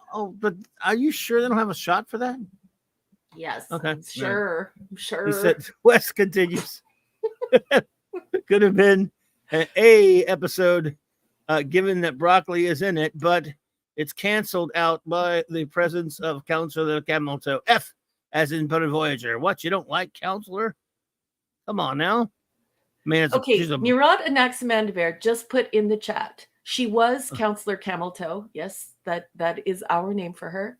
Now she's Counselor Gazongas. And I would just like to say, Murat, you are the only other person that I've ever met in my life who uses the word Gazongas. I'm going to tell my whole family that I found another person who says Gazongas. Way before you called her, Camelto. Yeah. We always called her Counselor Cleavage. That's what we called her since the 90s. We were calling her that forever. Oh, I called her Counselor Camelto. Okay, yeah, we didn't. Not because I'm mean and that area looks like a ninja boot. And I taught. Do you remember when we taught enigmatic drop bear what a moose knuckle was? No, it had nothing to do with that. It had to do with the fact that she said that herself in an interview that that the uniforms always gave her like a camel toe or whatever. So I just thought it was funny that that they're very forthcoming with these things, and so let the nicknames flow. Let them flow out of you. Well, there you go. Like I said, we've called her that forever. Still to this day, Tex and I could call her that. Anyway. Does Tex know that I call her Counselor Camelto? I don't know. I'll tell him now, just in case. RR says, Inside Man Review, A, because it's A, silly. Oh, no, I'm sorry. It says, A, silly, but fun, heist premise. Always great to see Barkley and Troy. Schultz carries it B+. All righty.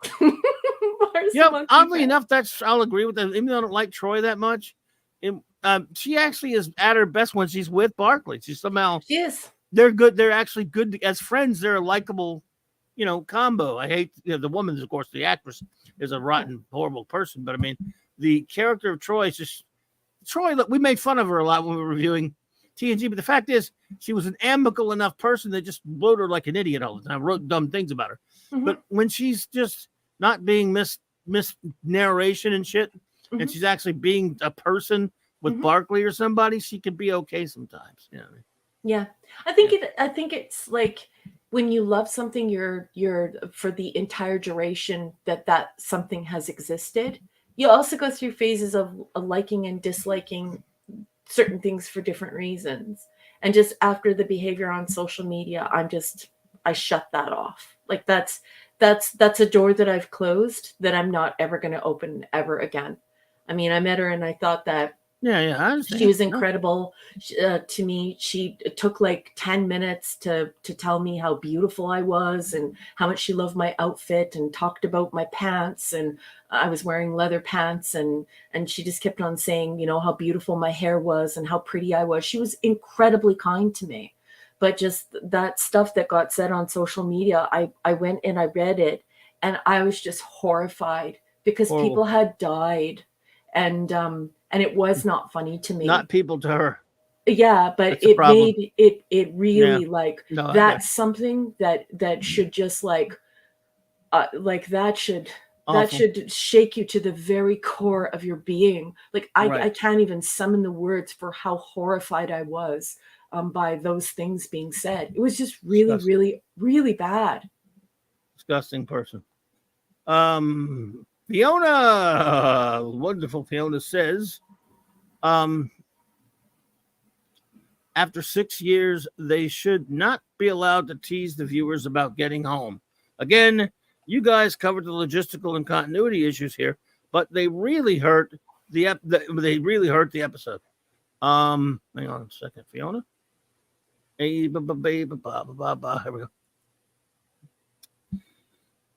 After 7 years, lore and continuity is all the viewers have left. Schultz is a phenomenal actor, and I will watch and enjoy him in anything. It was nice, if meaningless, to see the Riker unit again. I mean, the Decker unit. They didn't show him, did they? What? Well, you know that I've always called Riker the Decker unit. Yeah, but I mean, he wasn't in the episode. No. Counselor Testicles needed to turn very slow, lest she be wrecking red shirts into the bulkheads and knocking off parts of the ship. She still annoys me sometimes, but it's nice to see old friends. Yeah. I hear you. I love that they can communicate with Starfleet. It only took them 6 years to figure out a lone Federation starship is boring without the rest of the Starfleet organization. Slow, better than never. Yep. Agreed, isness? Can I just stop for 1 second here? No, okay, just go. I'll try and do it quietly by myself. I'll let you know what happens. Keep going. You okay? Yeah, is everything all right?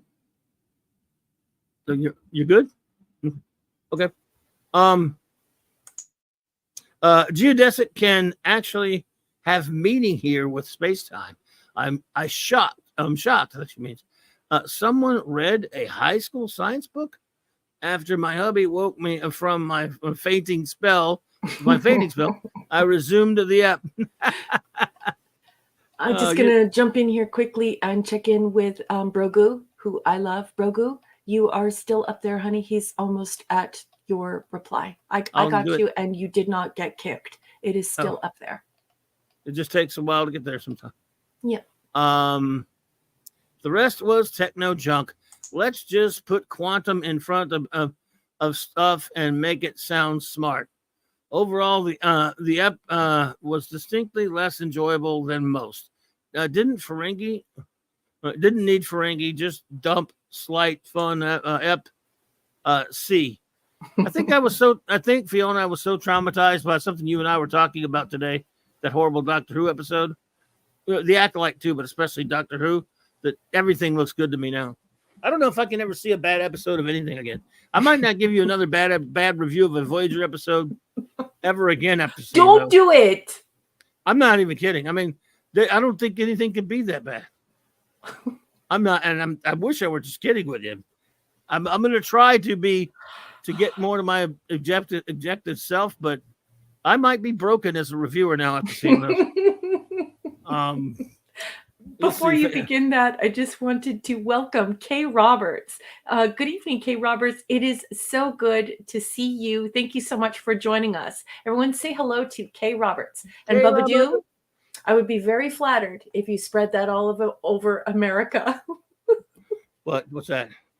Bubba Doom says that he's going to make it his mission to teach Ninja Boot to the American truck drivers.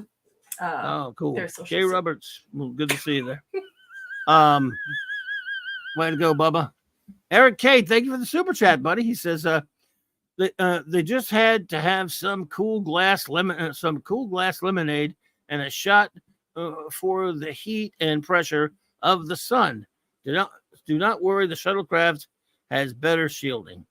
Sean, thank you for that, but thank you for the super chat, and also thank you for the super chat. Sean Carter says they could fly into the sun, but if they flew into a temporal anomaly, they'd exist, and then they wouldn't exist, and then the inoculation wouldn't exist. Sean's trying to break the captain. Sean, I'd be very cross to put out with you right now if I thought you existed. Love But you, you Sean. don't.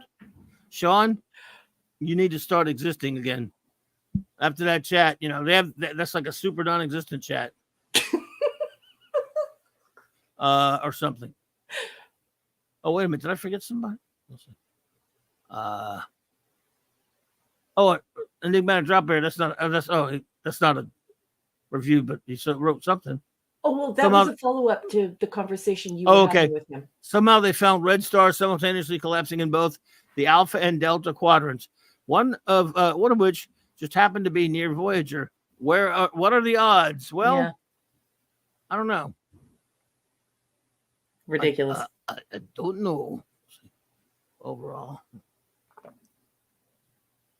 we got you. Okay, so by the way, Eric K says, he says the doctor knew broccoli and should have been able to tell something was off. How could they not tell something was off when they did check on him? He knew that was a hologram of him, but he did know him at that point. You're right. Mm-hmm. They see the files where he contacted the Ferengi. If nothing else, how could they never throw a tractor beam? How could they never throw a tractor beam on anything on this ship lowered to C-? I love you, Eric. Eric, can I ask you a question quickly? And you can just answer me in the chat so I don't delay Clobby. But honey, did you buy a kitten? Did you rescue a kitten? Do you have a kitten? Zathras said C+. I don't care anymore. That's a high rating for a not care. I love that one. Cassandra. Don't care anymore. Full name is Cassandra. Cassandra says Michael said B. All right, Michael. But he also said, I think he popped in somewhere.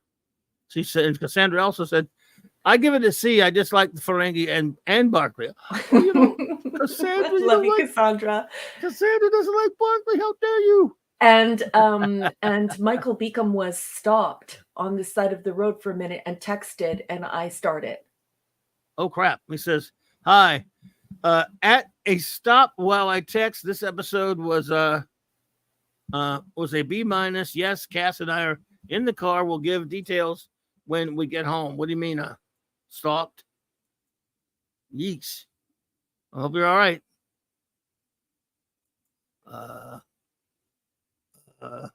Lisa, what? I was trying to. Did I lose? Lisa, sorry. Lisa says, C was really excited to see Broccoli. Thought, oh, a good episode. Then I saw the Ferengi, which made me laugh. Better if Hollow, Doc, and Broccoli had a huge fight over the emitter than this drivel over 7. Yeah. I hear you. Well, if I wasn't broken in my review capabilities, I'd probably end up agreeing with you. Donata Amanda Bear says B for Broccoli. Also, I think this is his last Star Trek appearance. No, I don't think it is. Farewell, Broccoli. You did amuse us. I think he's got one more in him. Broccoli. One more, right? I'm pretty sure. Yeah, there's one more. Folks, always eat your broccoli. Yes, Mr. Broccoli. Mr. Broccoli.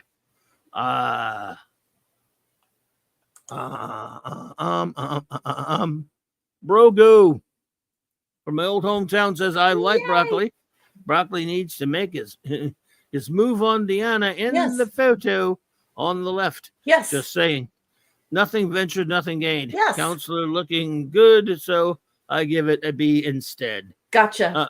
Thank you so much, bro. Go. And I totally agree. You know, instead of the weirdo Decker unit and people wanting the Decker unit to be with, where are you, Counselor Cameltoe?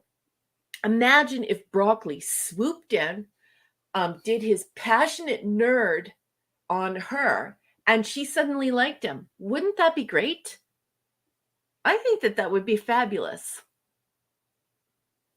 Indeediousness. Narada also said, weren't they a quarter size? Weren't they a quarter of the size of Next Gen? What happened? Yeah. Well, she had an enhancement, and she has talked about it. She didn't try and hide it. She never lied about it.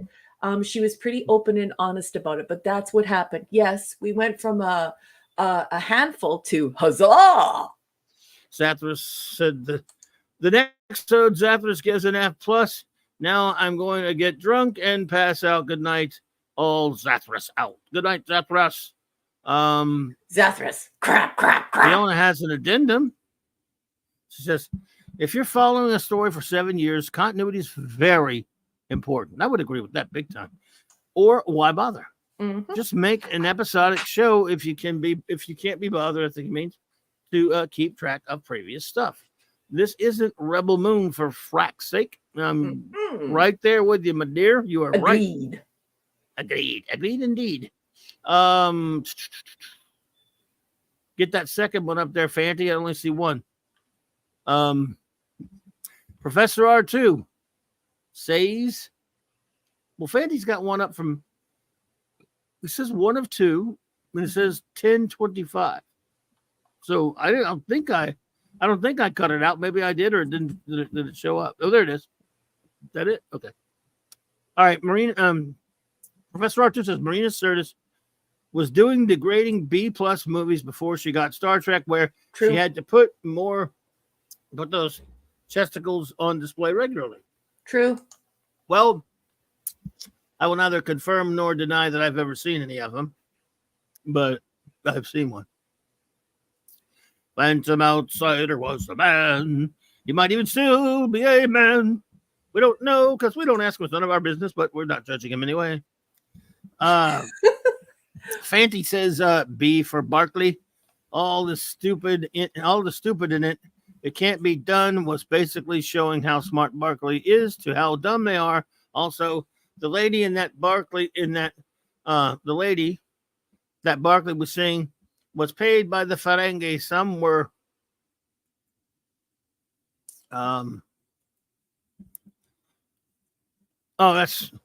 there was no number 2. So I just put up the. You said it was a number 2. Yeah, that was said 1 of 2. Okay, well. I just put up what he put up. Oh man, we don't have time to read all those. That's nothing to do with the episode, is it? No, I don't know, but I don't see one with a number 2. That's so I just showed you what I have. Oh, I couldn't find number 2, dude. This is stuff about All-Star Superman. We can talk about that another night, buddy. But man, we're way behind on our reviews. So the only thing is, it's not here. The same way as an expert is adding quantum things. Yeah, thank you, buddy. But we got to get a move on here. I'm so sorry, Fanty, but it's not here. She didn't see a number 2 of your review there, Fanty. But she saw those other ones, but they weren't 2s. If you got one, you want to put it up real quick, you can. Bubba Doom said B for Madman Murdoch and the Doc. Yep, we love Madman Murdoch. Yeah, that inoculations one is his number 2, but it doesn't have a number 2 on it, Club. Oh shit! Oops. If you got, you know where it is. If you can re-grab it, okay. I'll be right there, Bubba. Sorry. Okay, it doesn't have a number on it. Okay, here's the way an inoculation will be able to provide them with protection. The shot is from space whales who, roam the 30th century, providing them with invulnerability. Okay. Is that an Ultra Boy reference? Of course, it was like a space dragon. Is that Ultra Boy we're doing there on Fanty? Which is cool, by the way. Thanks. B for Madman Murdoch and the Duck. The Doctor is my favorite character on Voyager. I'm shocked. I would have given it an A, but I had a crush on Troy when I was a boy. Then I followed her on Twitter. Okay. Wag says, Gazetteer D. Barkley can't save this episode. After 6 seasons, they still haven't figured out the rules behind these holograms. Was there a reason they needed to send the hologram instead of a database? I don't know. And then Zapper says the next 2 episodes. I did that one. Okay, well, we're going to move on to the next one, my friends. Let's do it. Let's get a move on here.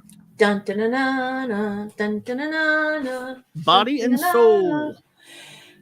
Dun, dun, dun, dun, body and soul. Season 7, episode 7, prod code 255. This first aired on November 15th in the year 2000.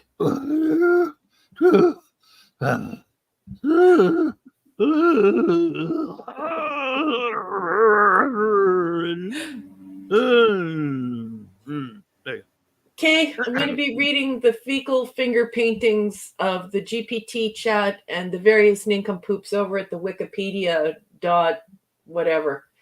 Aboard the Delta Flyer 7 of 9, the Doctor and Ensign Harry Kim encounter the Locrian. I don't care. They experienced an insurgency by their holograms and therefore harbor prejudice against all photonic beings. The Locrian detect the Doctor and board the Delta Flyer. They capture Seven and Kim, but the Doctor is nowhere to be found. Seven reveals to Kim that she is the Doctor. Seven downloaded his program into her Borg implants, and he controls Seven's body. As Seven, the Doctor interacts with several of the crew, and their captain, Rannick, is attracted to her. Rannick, don't care. The Doctor temporarily grants Seven possession of her own body. Seven protests his indulgence in food and sexual arousal while controlling her body, but the Doctor argues such sensations and emotions make life worth living. Meanwhile, Voyager encounters a different group of Lorkirin, or Rin, and don't care. And Captain Janeway agrees to shut down holodeck activities while in Lokiran space. Unfortunately, this interrupts Tuvok's holodeck treatment for Ponfar. The Doctor in Seven's body sedates Rannick, that captain dude, during a date and contacts Voyager. In the ensuing conflict with Voyager, Rannick is injured. The Doctor reveals he is a hologram and treats Rannick, showing the Lokiran that not all photonic beings are villainous. Back aboard Voyager, the Doctor and Seven enjoy a meal together while Tuvok has completed his holodeck treatment. It's not treatment, it is intercourse. And that is why I would question the cleanliness of a holodeck, since we all know that's what it would mostly be used for. Although Gene Roddenberry made it very clear in 1987 that all of the ships cleanse themselves down to the molecular level. They're clean. But yes. I'd love to see a black light in a baryon sweep or whatever. They got sweeps for that sort of thing. They have sweeps. Yeah. Sweep it up. I don't know. Clean it up. Clean up in aisle 1, right, Lisa? Anyway, Clobby, tell me, what did you think of Body and Soul? Well, I'm not sure if this is the 3rd or 4th time that it should be pointed out how close to blatantly they've ripped off another Red Dwarf episode, because it's been pointed out before, back when you were doing TNG. Yeah. And a couple other ones. This is an absolutely, I mean, not like word for word, mind you, or anything like that. But since this is a comedy, just so happens they've ripped off a Red Dwarf episode big time, which was called Body Swap. And but it's a comedy. And again, I always kind of I hold comedies. Was it Red Dwarf? Excuse me, Voyager or the DS9 comedies kind of get on my nerves a little bit because they haven't earned the right to do comedies the way they do too many of them. But I thought this one was funny. It was kind of, I don't like her. I don't like what's her name, Lotto 7. I thought she does a pretty fun job of channeling Picardo in this one. I thought it was funny, but it's a worthless, meaningless episode unless you're just having a fun chuckling at the actors playing around. Emu with a gun. Hello there. Emu with a gun. Hello, hello. Yeah, what are you doing there? Good to see you. And that's a cool name, by the way. But I yeah, love it. this episode is just silly. Yeah, they're not really equipped for comedy, says Princess. But I mean, in Picardo's always funny, but this Apollome's minions here. Oh my goodness. And the pepperoni. Yeah. So it was just a harmless comedy. I guess I don't know what. It doesn't really bother me. I just it's like all comedies on a show called Star Trek anything. It's filler. It's a time waster. It's true. Now you had the B plot.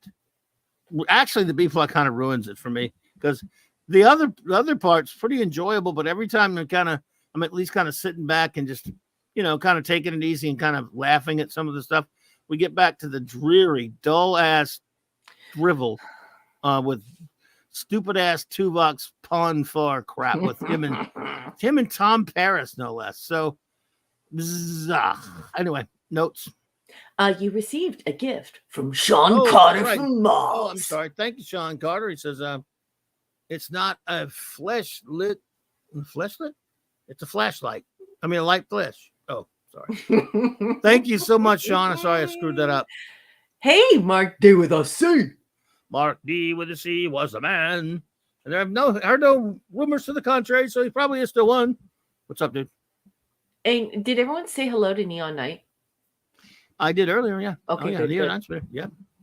Good to see you, Neon. Just because he's super active in the chat tonight, and it's just really cool to see. So, indeed, he hung out with us the other night in the chat as well. Yeah. So yeah, Cool it's kind of go for the notes. Like I said, but it just should be noted that it's another. I mean, this is not the first or even third time that they've completely ripped a Red Dwarf episode off. Yeah, it's annoying. This is the Freaky Friday. Oh wow, my Irish relatives just came out there in my accent there.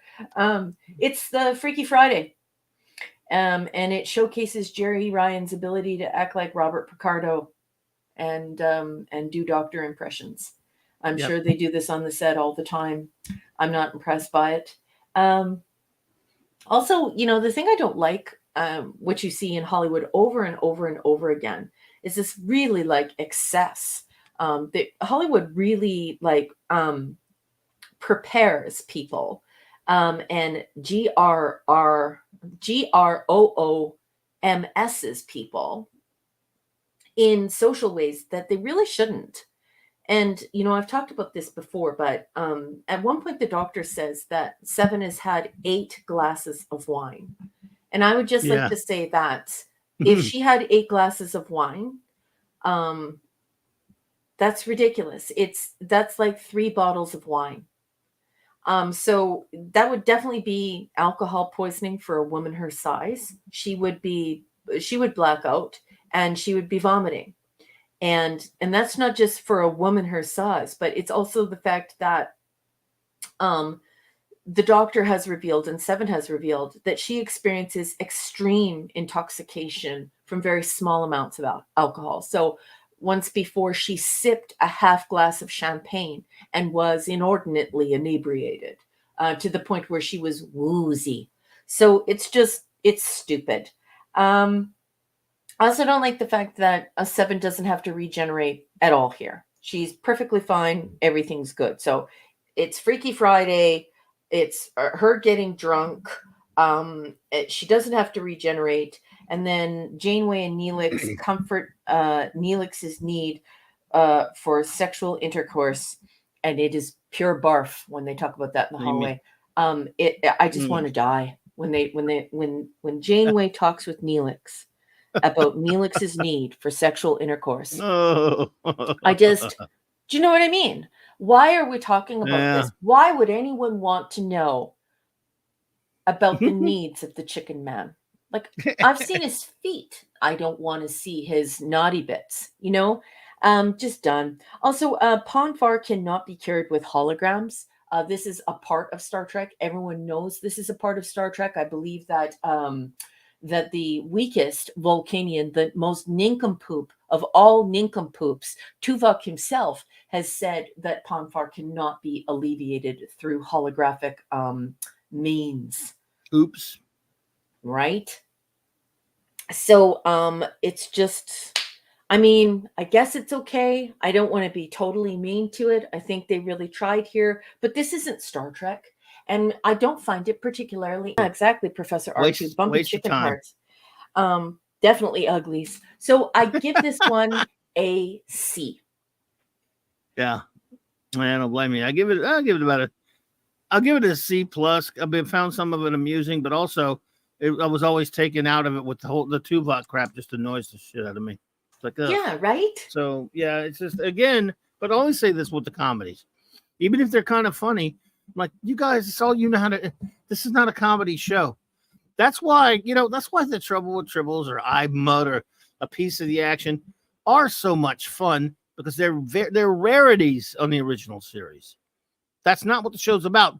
So the occasional deviation from that made you appreciate it more, because it was kind of it's fun to see these characters who are usually going through all these dangerous and serious things, nobody,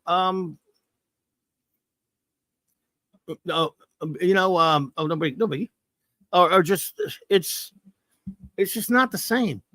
They overindulge in that crap. So yeah, but this episode is, and a lot of these comedy episodes are wastes of time. They're just, and like we've talked about it many times before, they're self-indulgent for these actors, these egos, to say, oh, I want an episode where I get to stretch my acting chops.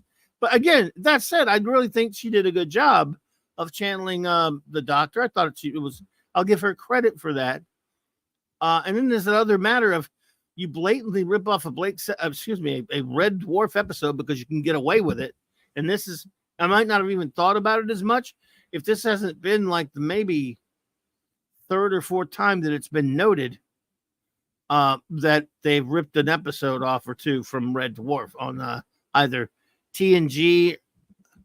Maybe TNG like twice or so. I can't remember exactly, but I seem to remember at some point a couple of times, in your research, that you came up with different instances where it was noted that this episode or that episode was really taken from it. There's an episode of Red Dwarf, for those who don't know. Adega Outlaw, what's up? Good to see you, my friend. Welcome. There's an episode of Red Dwarf called Body Swap.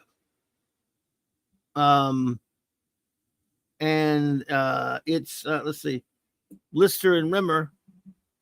Well, they found a way to switch bodies and stuff like that. So through the course of the episode, Lister, talks Rimmer talks Lister into letting him use his body, because Lister's a dead hologram, into getting his body into shape, eating all that stuff. So he's doing a lot of the same things that he does to Lister's body in that episode.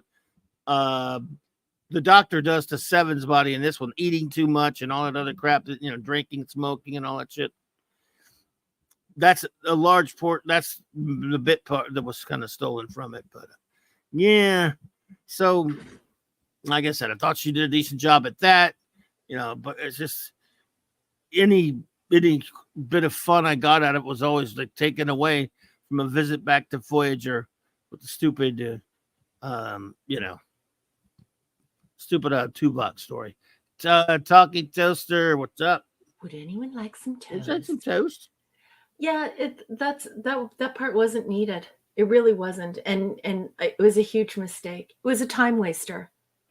Whole episode's a time waster, and it merely further denigrates the Vulcanian species as we know them in our pretend world. So yeah. From him eating beef burritos to him being, religious, all these things, like, yeah, it's really crazy. Well, let's get some reviews going out of here, folks. All right. So, this episode, Body and Soul. The word is given. Come forth, my friends, with any review you may have, and rating you may have for the episode Body and Soul. Well, number one is collecting those up. I will bring us some Max Redstone Entertainment. Where are you? 1 second. Let's figure out a better way to do this. Okay. All right. Here we go. Body and Soul by the great Max Redstone. Let's see here. Seven's tight body the doctor must possess. The doctor's consumption causes much stress. Sensation, romance, sedatives, and a dance. Technology and romance can make quite a mess. Yeah, indeed. Way to go, buddy. All right. The great Maximum Redstone. All right. Let's see what you lovely pals have to say about this episode.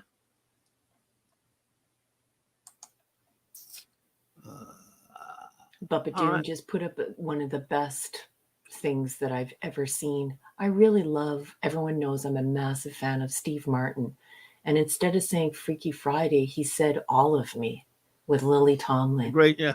Great that movie. Was such a cool and fun film. Like very All of Me. Yeah, that's a good point. That's a much better explanation than Freaky Friday. What a great thing. Yeah, because Freaky Friday, was that Bubba Doom who put that up, or was that Enigmatic Dropper? Anyways, it starred, and you're gonna read it, Clubby. But I was just blown away. That was just great. I completely forgot about All of Me, and I loved that movie.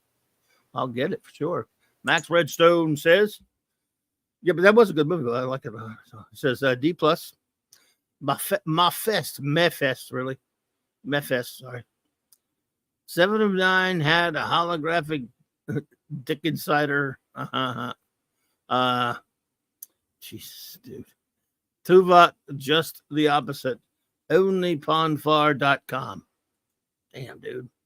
Thank you. Max. Oh, my goodness. The wonderful Fiona says, we're behind, so I'll be short to save time. No, don't worry about the time. We're not too bad. Anyway, well, the doc finally got inside Seven's jumpsuit, but not in the way he wanted. Final season isn't the time for filler episodes. Yeah. Good point. But what do you expect? Yeah. I hear you there, Fiona. It's always such great comments from Fiona. Of course, she's the best. Where's Jill? It looks like hers got put up there twice. This looks the same one right here. Weird. Oh. But here's the second one now. Oh, thank you, Eric K, by the way, for the super chat. Appreciate you, buddy. Because back in bowl. Yes, back in bowl. Thank you, buddy. Appreciate that, Eric K. She continues, Fiona continues and says, this crew and cast is not equipped to do comedy. Mm-hmm. The one guy that can isn't here, Picardo, and the show hasn't earned it. Big Time has never earned it. Ponfar and incompetence are all they have for Tupac. Yeah, Tupac. Throw him a bone for F's sake. Yes, there'll be a bone here, people. The writers had icky sex on the brain. Yep. But the doctor argues such sensations and emotions make life worth living. How would he know? Very good point there. Mic drop indeed, Fiona. And yes, even the wonderful Megan Gallagher was kind of wasted in it. Lisa says, C. Why Harry flying the flyer? I don't know. So Tom could deal with toothpicks. Toothpicks on far, while Doctor was having a good old time in body of the girl he used to want a few episodes ago. Ethics, morals, Doctor re-education needed. Okay, well, I believe that Lisa has won the internet for this evening. I believe that it was a slam dunk.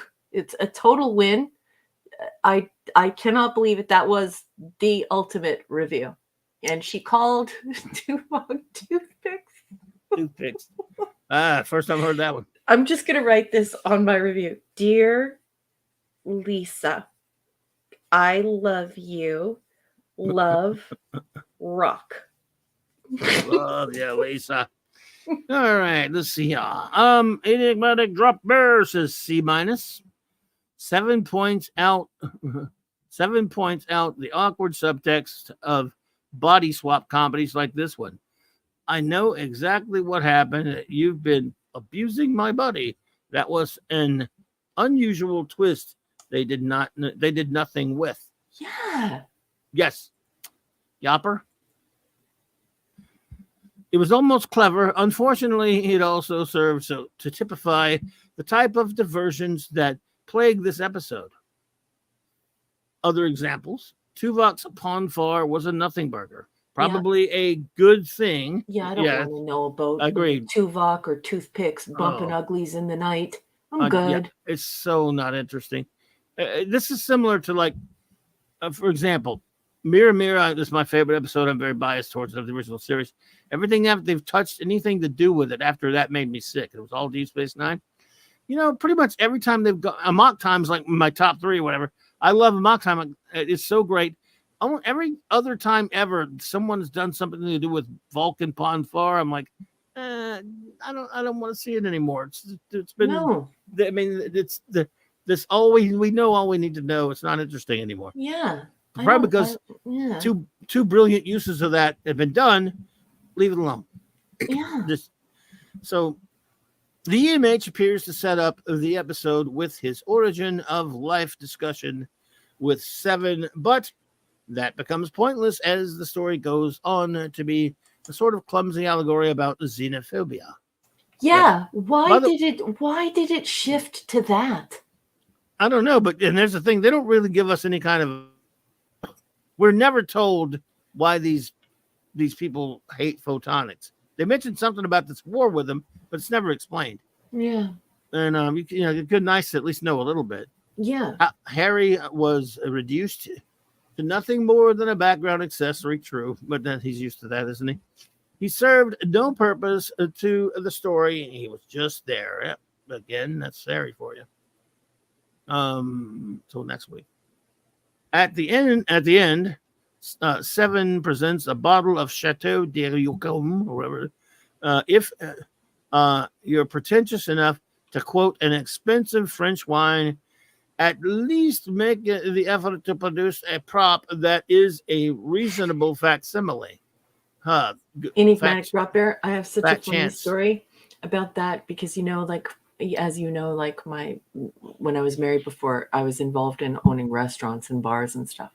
And I just think that it's so funny because when you begin doing research on being a sommelier and you begin doing research on wine, it is so pretentious and it is pretending to be something that it isn't. I forget the gentleman's name, but he owns I believe it is, but you'd need to go and look into this, the oldest winery in France. So it's been around for hundreds of years.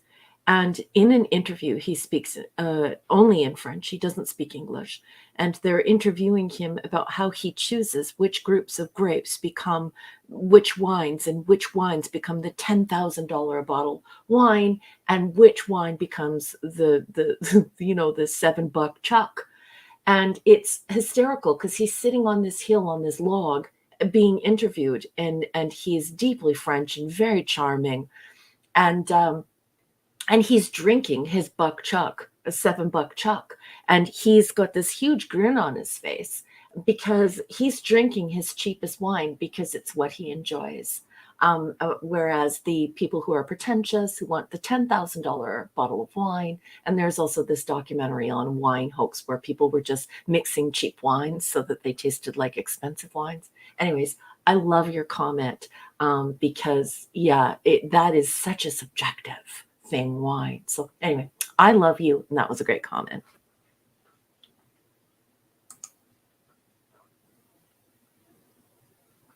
French pretentious? No.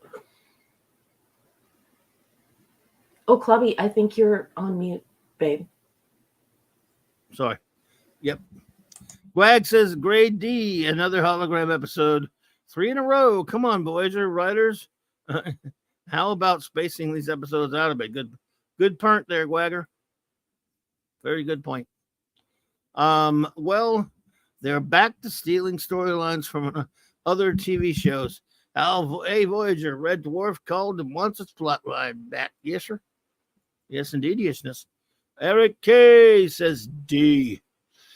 How come Voyager and Shuttlecraft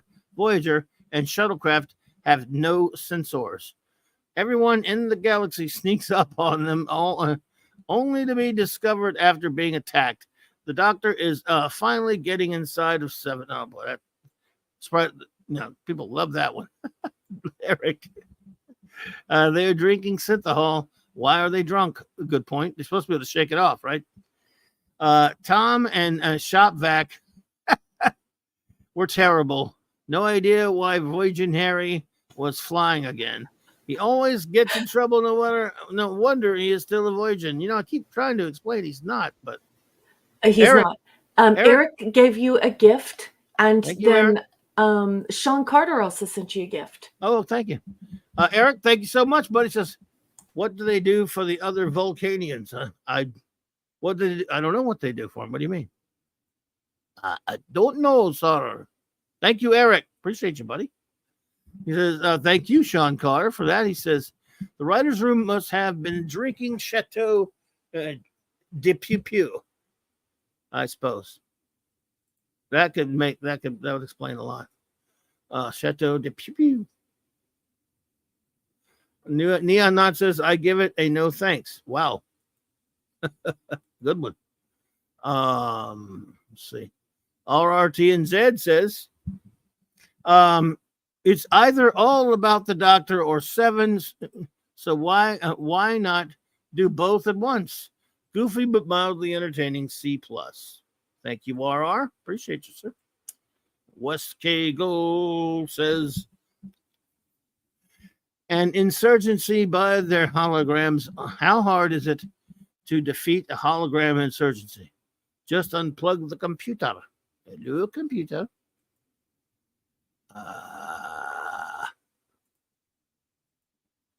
Tuvok's holodeck treatment. Let's just call it what it is. Turning the holodeck into a Jackson Pollock painting. F-. Trek isn't supposed to be comedy. True that, sir.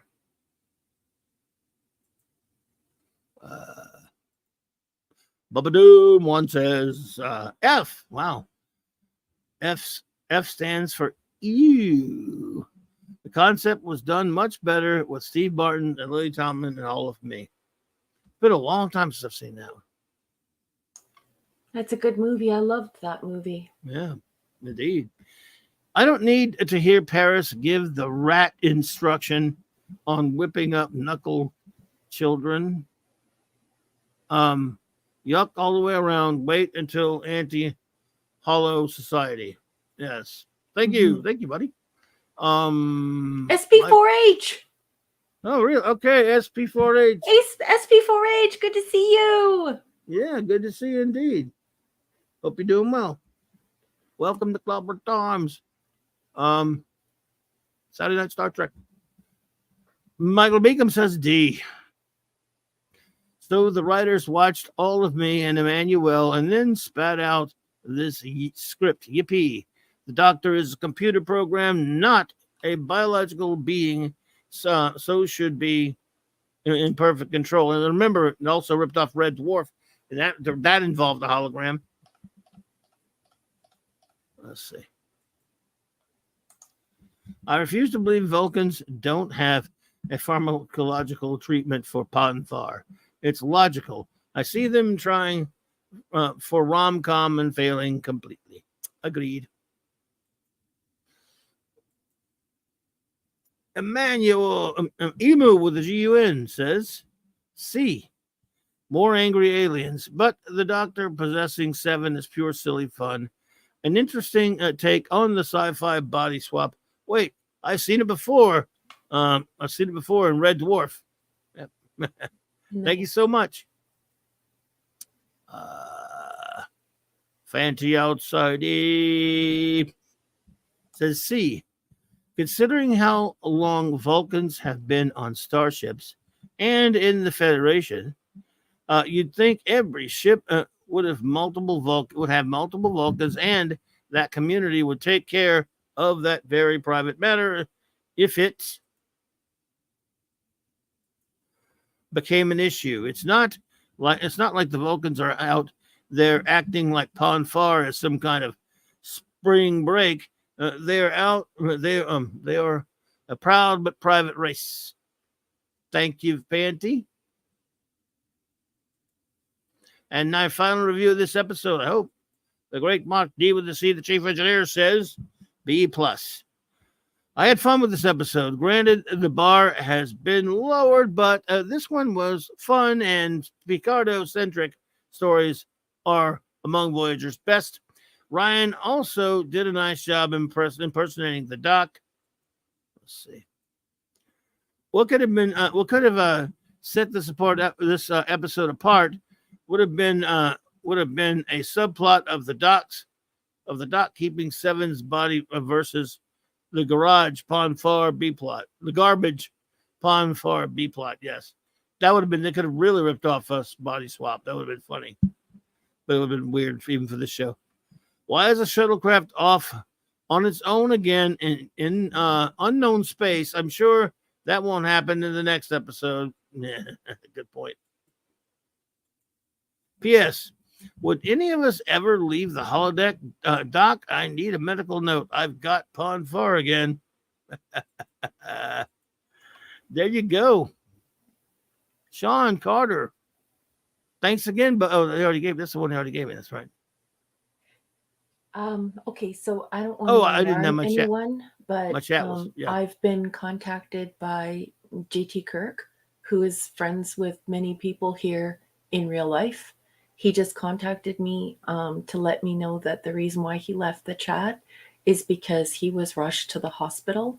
Oh, shit. He's not feeling well, and he's waiting to see the doctor. They've given him some medication to keep him comfortable, but yeah, he's not in good shape. And I don't want anyone to be scared, and neither did he, which is why he contacted me instead of saying something in the chat. So everyone, especially those of you who know and love JT Kirk, yeah, not good. And I'm very worried about him. And hopefully he's going to sleep and that he is getting excellent medical care. But everyone, JT Kirk is in hospital. And so he wanted you to know why he wasn't responding in the chat. JT Kirk, dude, I know you in real life. Like you're like a dad. You're like this really nice guy. Like, I'm so sorry. Please try to go to sleep. Just try and get some rest until they can run tests and tell you what's wrong. Yeah, you are Kirok. Kirok, buddy. We love you very much. Just try and rest until they run tests and figure out what's going on. Okay, my sweet friend, and we all love you very much. On behalf of every single person from CLOBBERIN Times and Saturday Night Star Trek, we just want to let you know that we all love you and that we're all thinking of you. And those of us who pray are sending our prayers out to you for you, sweetheart. And I'm so sorry. Please try and get some rest. And update us when you have a chance, but rest. And I'm so sorry this happened to you. Yeah, buddy. Hang in there, pal. We're here for you. So we love you, buddy. Be careful. And just hang on. So, and holler back at us when you can. Well, we will have no choice but to persevere with the show, I guess, folks. But we will keep thinking of them and keep looking. If we don't, hopefully we'll get updates. We don't know. But when we can,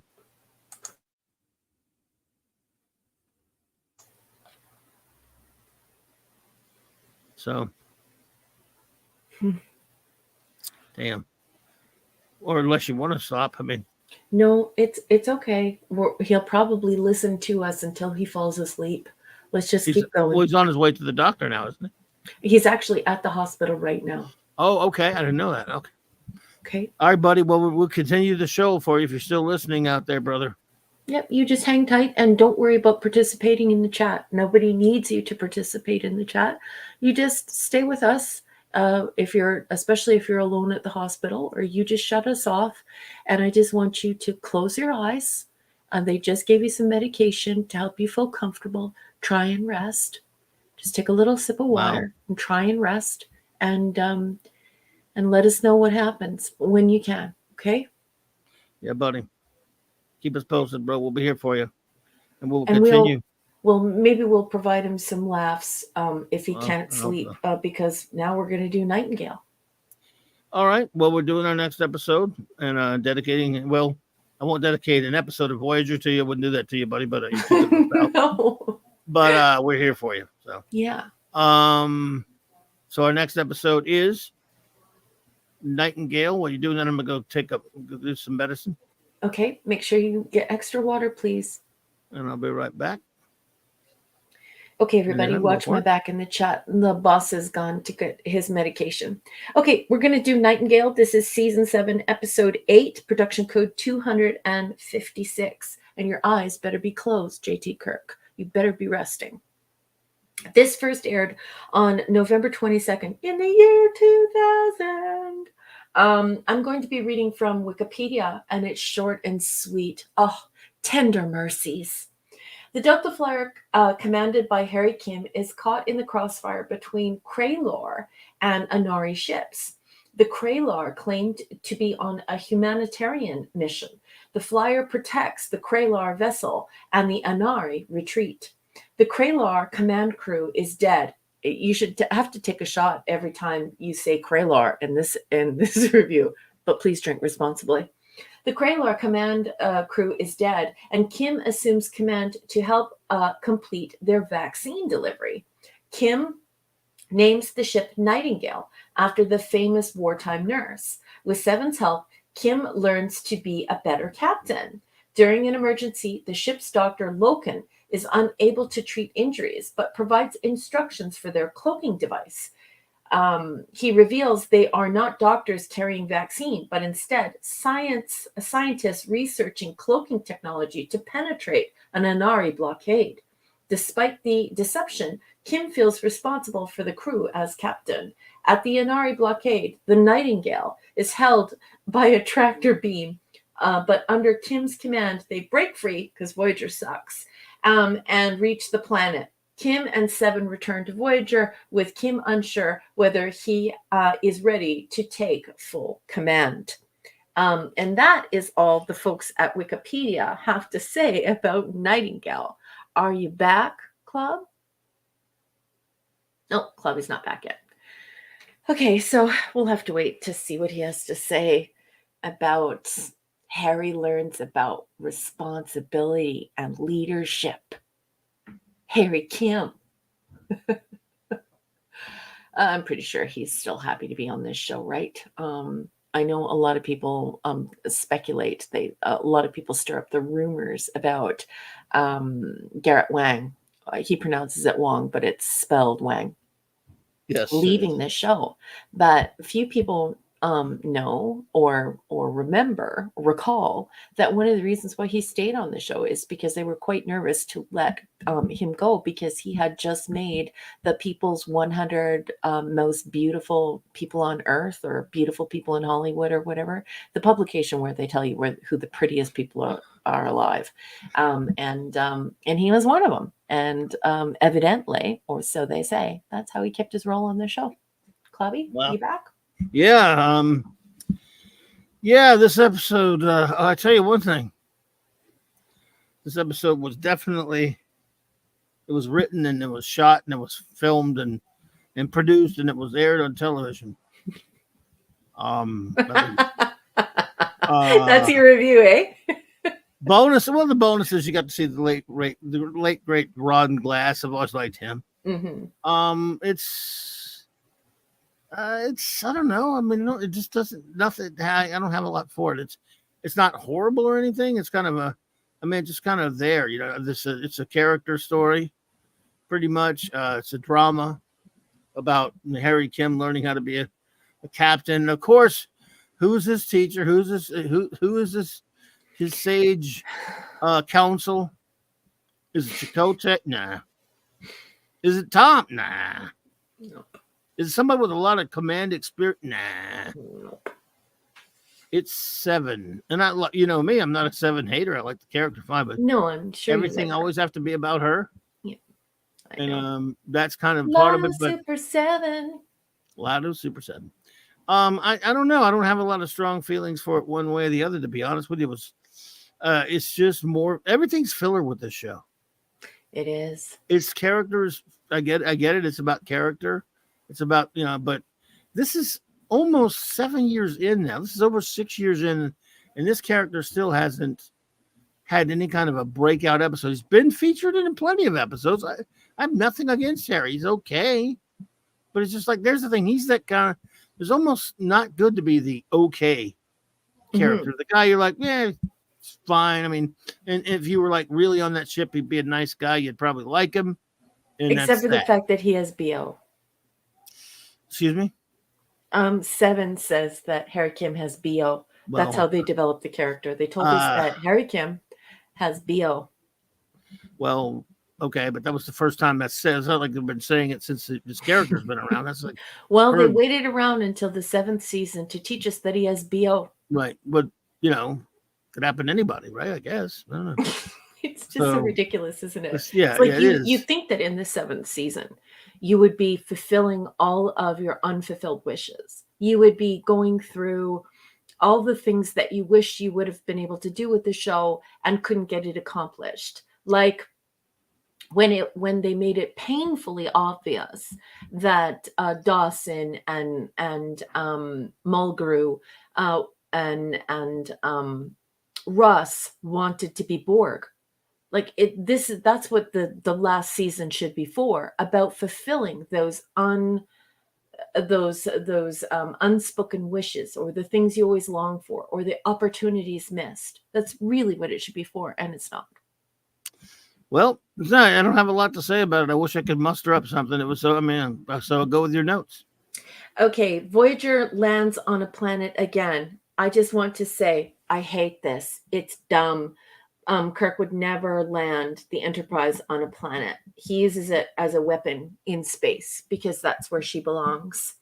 You don't run a ship aground, right? Every time you want to check out what's happening on, like you would send a smaller vessel. Anyway, it's just stupid and I hate it. Story 1, Harry pretends to be a captain.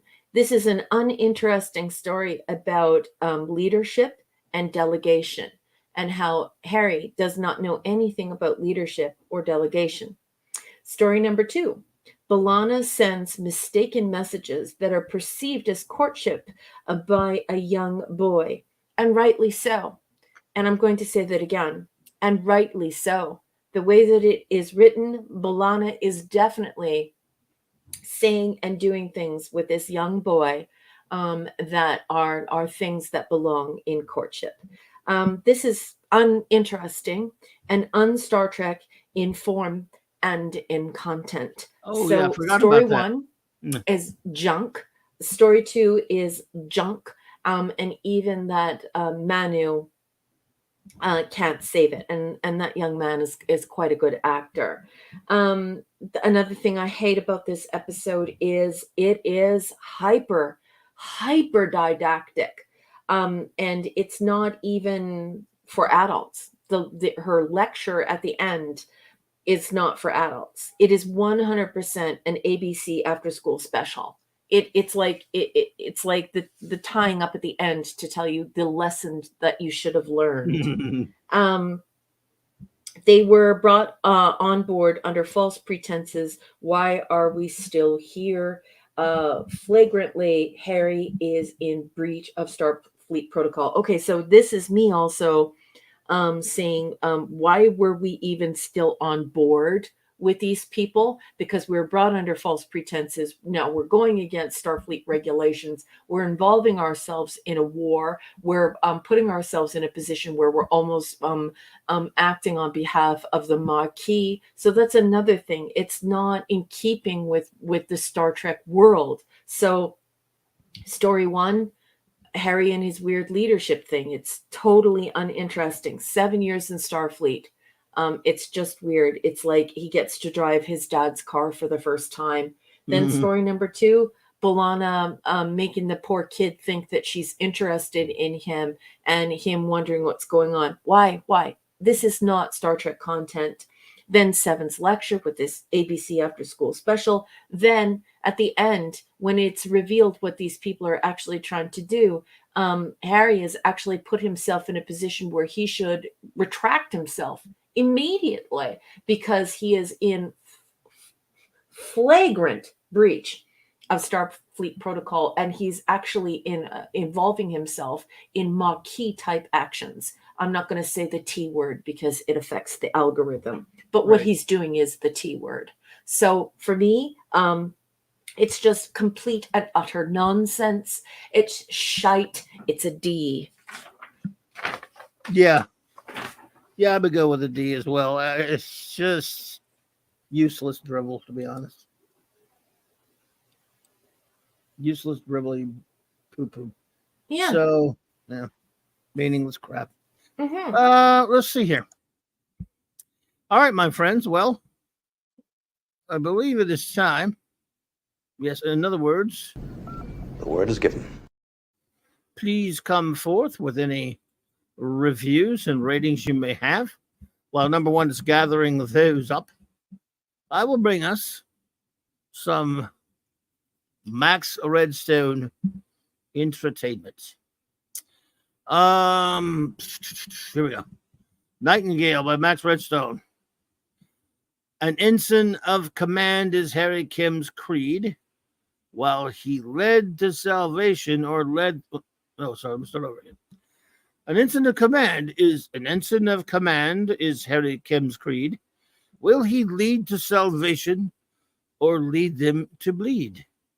It's a dangerous trip on a badly cloaked ship. I suppose you can have faith in a clarinet player's lead. Wow, in a clarinet player's lead. Wowzer, thank you so much, by the way. Thank you there, Max Redstone. Let's see.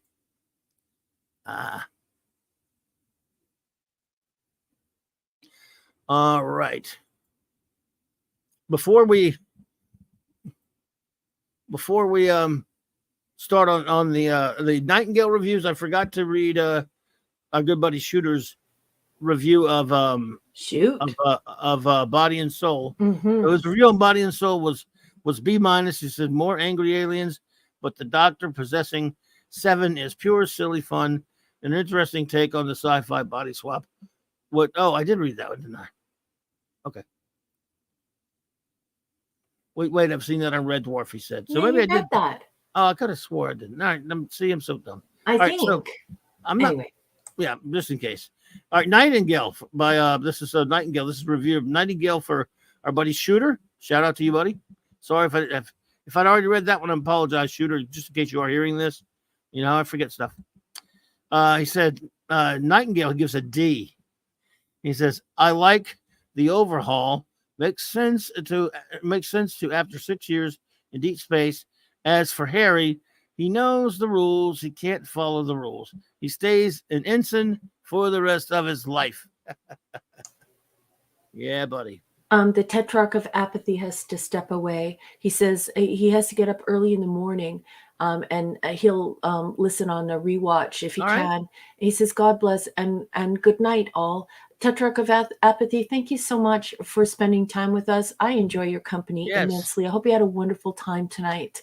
And just before I hand it back over to the captain, I just want to say, Emu with a gun, you are hysterical. And your participation in the chat tonight is truly exceptional.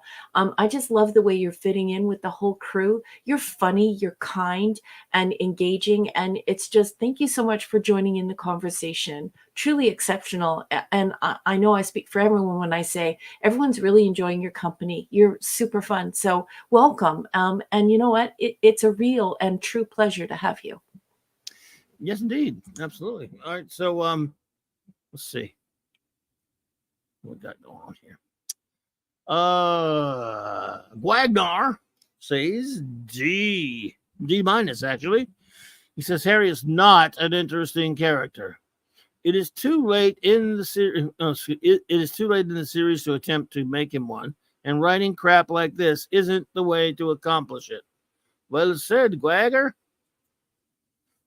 West Kegel says F, and he says a whole bunch of shin kicks. That is all. Wowzer.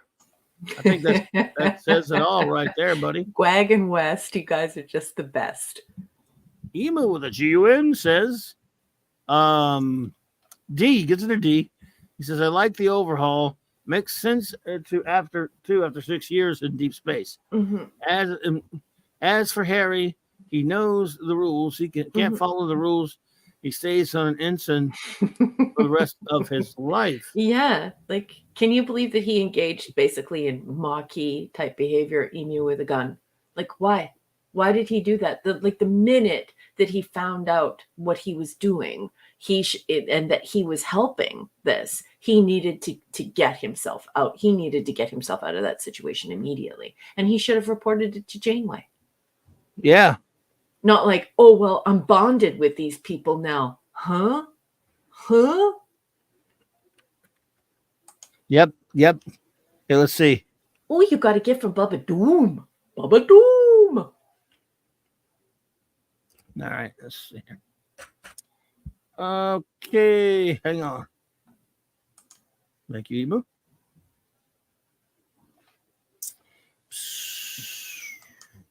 Where's it at? Okay. Thank you, Bubba Doom. I appreciate that, man. So, I forgot to add, this scored such a high mark for me, also because it's a first person removed from Abe Vigoda. Well, thank you. Who doesn't love Abe Vigoda? Thank you for that, buddy. You're too kind. I appreciate you. Abe Vigoda. Let's see here. He says, C only for Detective Ron Harris. Yes, good old Ron Harris. I mean, played by Ann Shepard, book, of course, played by the great Ron Glass. But I was lucky to see him do a live and met him, I think, once and got his autograph, from on a Firefly picture back in a good long time ago before he passed. So, yeah, great. The writers can't not crap on Harry. Can't not crap on Harry. Much like Neelix, eyes on Lieutenant Commander, borderline personality, prepaid the wood chipper, and Claboni.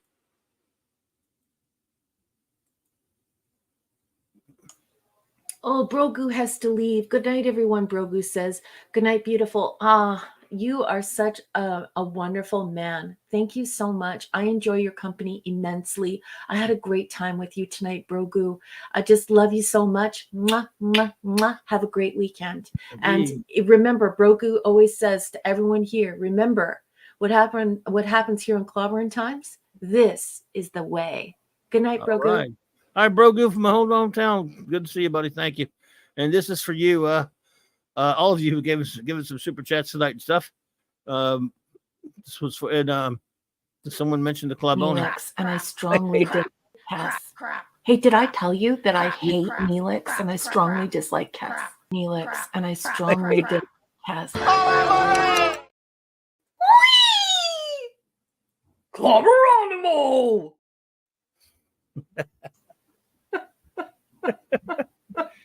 Oh God. I don't.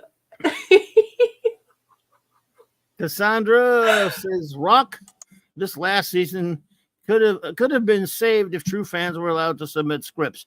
What a successful contest that could have been." Yeah. Wouldn't that You know, have been fabulous? they And add some, freshness to the writers' room and spark some ideas. I mean, maybe even if you could just get an idea from a fledgling author. And they what a did lost opportunity. they did take they did use some scripts from fans. Actually, I've known a couple of people. Well, I knew one guy I talked to who had one of his scripts bought for DS9. They Mhm. actually did buy some, but they used to allow some fans to submit them, but that rarely got any of them, of course. Oh, At least wow. that's the rumor. LRTZ says clearly the writers hated Garrett Wang, as once again Harry is set up to fail. By now, Harry is in charge, and it is all goes to shite. A Voyager trope. C. Thank you, RR. Lisa says F. I each have confused over Torres. Yuck, no way. Harry obviously overcompensated in his captain duties due to being overly undersexed ensign. Yeah, Harry needs to be promoted and needs sex. Story fixed. Right? Thank Why you, didn't they Lisa. just leave him with that beautiful scientist who made him change all sorts of colors, and he could have had a baby out of his head or chest? It could have been great. It would have been fabulous, and we would have gained a drop dead sexy woman. I mean, that lady she looked like Betty Page. She was sexy, she was beautiful, she was like intelligent. They could have had a bond of, I forget if she was she was a doctor. Yeah, so the Right. EMH, I Yeah. mean, maybe that's why they didn't keep her, but I thought it was funny whenever Harry Kim got laid. Because every time he bumped uglies, he got himself in trouble. It was funny. It was funny. Yep. RK says D. Thank goodness for Netflix and 7. Neelix and 7. Sorry. Now you got me doing it backwards. Bologna wants some bologna and not from Oscar Mayer. Wow. Why are they getting involved in this without knowing any facts? Harry could be helping the terriblists. Yeah, I mean, as soon as he agreed to help them, I was like, this is going to be another one of those dumb things where it's so against Starfleet regulations. It's ridiculous. It is. He knows nothing about these people or the conflict. I do not understand why they even wanted him along. It was so stupid, man. Everything about it was stupid. I think that's why they wanted to get rid of him. But once you make that like world's top 100 sexiest people alive or whatever from People magazine, I don't know. I don't read that kind of stuff. But once you make that list, I mean, it's not like you're going to get asked to leave the show, right? And also, Eric K., you need to send me pictures of this kitten and Kirby post haste. Like, what's wrong with you, buddy? What's happening here with you? Enigmatic drop bear, says D. This is a cynical and cruel story about giving up your aspirations.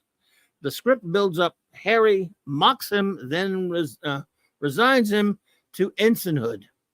Wow, yeah. I like the idea of Harry being given the opportunity to lead, mainly because he has expressed interest in doing so, and I feel sorry for him. This story tells us to give up on Harry. It does. Wow, yep. It's true. If Harry decorated his ready room to make it more personal, how come it features a saxophone and not a clarinet? I didn't even notice that. I don't know. That's so bad.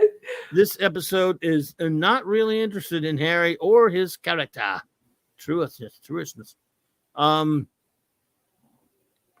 The intervention question is not properly explored, so we are left to conclude that the crew's action is nothing more than a flagrant disregard of Federation regulations and principles. They're going to end up in an ideal Federation setting. They would end up in jail when they got back. Yeah. Ophi's asking me which girl I'm talking about. I'm talking about that lady from Diseased. this episode called Deceased, and she was super hot. When I first saw the picture, I thought she was Melinda Clark, who was one of my favorite babes of the. Yeah, so she bumps uglies with Harry, and Yes. then Harry starts becoming like he starts glowing, like his head glows, his skin glows. This glow pulses through his body, and it's because he's had sexual intercourse with her. And I guess once they're fully bonded, maybe he would be like glowworm for the rest of his life. I don't know, but I thought it was interesting. I'm gonna wait on your first one there, Fiona, because I see I don't have a third one yet. So that's not out yet, is it? Is it up yet? I'm gonna look for it, but I'm pretty sure it's already up there. Ooh, there's 3. How the heck did these get unstarred? 2's up there. Don't know. 2 and 3 are up there. Yeah, I got 2 now, but three wasn't. No, it is so good. Weird. Raquel nailed it. She says. The wonderful Princess Fiona says, Raquel nailed it. After ABC's after school special was exactly what came to mind here. WTF question mark. One of the writers was seriously working out some of his shite here. At least every ep brings us one step closer. Very good. She's gonna say to the end. Good point. Yes. To Enterprise. To Enterprise. Yes. Yeah. Thank God. And the nincompoop. The non-incompetent John Archer. Yeah, John. Yeah, I love Archer. Me too. D-. By the way, I love you guys. I am honored to be a part of the clubhouse. We love you. Yeah. You're all such great community. So let's all send our prayers out for JT Kirk. Yes, indeed. Yeah. I love you. Fee. I love you, Fee. And yes, absolutely. Prayers work even for atheists. Yes. It's been scientifically demonstrated. So let's all do what we do for JT. Hopefully, we will see him here next week. Yes, JT, I buddy. sure hope so. JT, buddy, we love you, man. We love all of our friends here. We're a community. We're not so much a community. We're a fellowship, whatever you want to call it. You can call it whatever you want to call it. We're a team. We're a crew. How about a crew? We're a starship crew. We are a crew. And we're, if it were we're all sort of a meeting and a melding of the minds, because we're all over the world. We're spread all over the world. And we only get these short little bits of time to spend each other for a couple hours, spend with each other for a few hours each week. In some cases, some of you come up with some of my other shows. Some of you here just for Saturday nights, but either way, you're part of the Clobberin Times team. It's Clobberin Times ship. And we just love you. And we're rooting for you and just believing in you. They're going to overcome this. We're not all the same age, but I think we're all close enough that we're just at that point where, as you know, and not to be more, we want, anytime we hear about anything like this, we're like, oh no, we don't want to lose another friend. We can't afford it. So you're not allowed to go away from us because we love you. It's just you will follow my orders to the letter and report back for your bridge duties next week, sir. Yes. Michael Beacom says D. They had the great Ron Glass for an episode and they waste him in this. Yes. Damn them. True. Harry Kim showing once again why his character is where he is. Anyplace else, Kim would be court-martialed. Kim involves them in a war they should have no part of. That's right. The aliens involved were justified in their hostility. Voyager and its crew have failed completely as representatives of the Federation. Absolutely, it's pathetic. And Mark D, did you want to review this one or not necessarily? But yeah. That's right, Emu. The crew of the USS Claboni, indeed. Yes. Prayers, thoughts, and positive energy. Oh, there we go. There he is. Mark D with a C says, he gives it a D. Says, good idea to actually give Harry something to do, but this episode is a big fail. The story starts with the shuttlecraft again out on its own in uncharted space. Boy, yeah, we're getting tired of that kind of crap. Why land on a planet for repairs? Did Voyager start to leak, or were the special effects crew bored? I think they said something about they needed to land on a planet. I don't know. Why didn't Voyager get a cloaking device too? Might be silly. Might be slightly useful. Yeah, I agree. Is Harry still an ensign? Just vaporized me already. I'm with you, dude. We have an addendum from the wonderful Princess Fiona. Yep. Says after a thorough review of the last 7 years of the Voyager logs, this Federation tribunal has no choice but to sentence the entire Voyager crew to life on a Klingon prison planet. Ruapinthe? Oh my God! Yeah, Ruapinthe. The aliens' graveyard, known throughout the galaxy as the aliens' graveyard. What's up? Look who's with us here. Mark! Hello, hello. We're done with this turkey.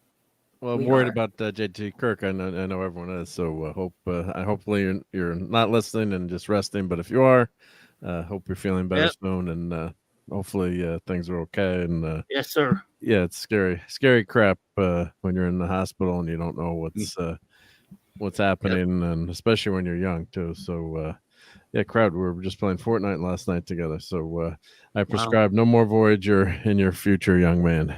Don't no, not allowed to watch it. And you do what Dr. McCoy tells you to do, and when he tells you to do it, and then won't be in sick bay for too long. Absolutely. Yep. So scary stuff. But hope you're okay. Yep. Absolutely. I missed. Oh, what I missed? Auntie's got one, I guess. Auntie. Before mine. It's short above. Where? It had a cloaking device on his review, maybe.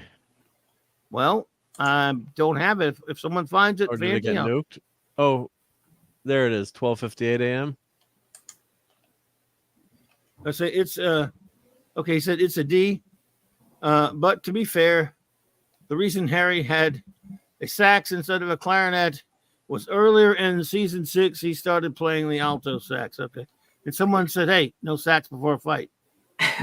I actually unstarted because for some reason I thought that you had already read it. Harry wasn't getting enough sax. Oh, Clobby. Is Chris Persia here? I need to know if that is an acceptable pun or if you're in deep trouble. It is, plus it's one. The better other ones, hey, no sax before a fight.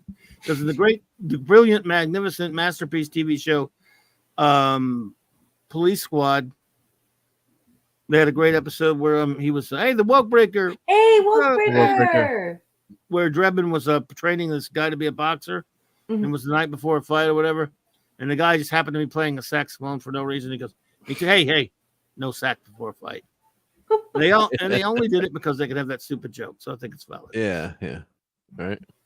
And what did you guys give this episode? My grill communicated with me that its temperature was too high, so I had to go I think I gave it change a D. the temperature. D, both D's? I gave it a D. I should have given it an F, but I gave it a D. Okay. I'm like Clobby. So this episode was a triple D. Okay. Yeah. It was a triple D.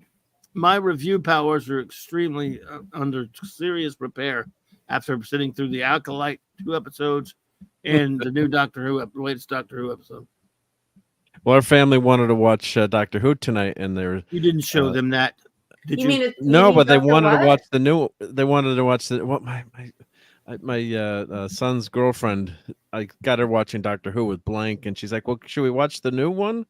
I'm like, well, why don't we watch Christopher Eccleston? She's watched 3 episodes. So I said, let's go watch Christopher Eccleston. Yeah, do that. That's a good idea. She's like, I like him. So you'd have been proud of me, right? So watch Rose? We watched Rose, yeah. Okay. We watched I didn't Rose. watch That's good.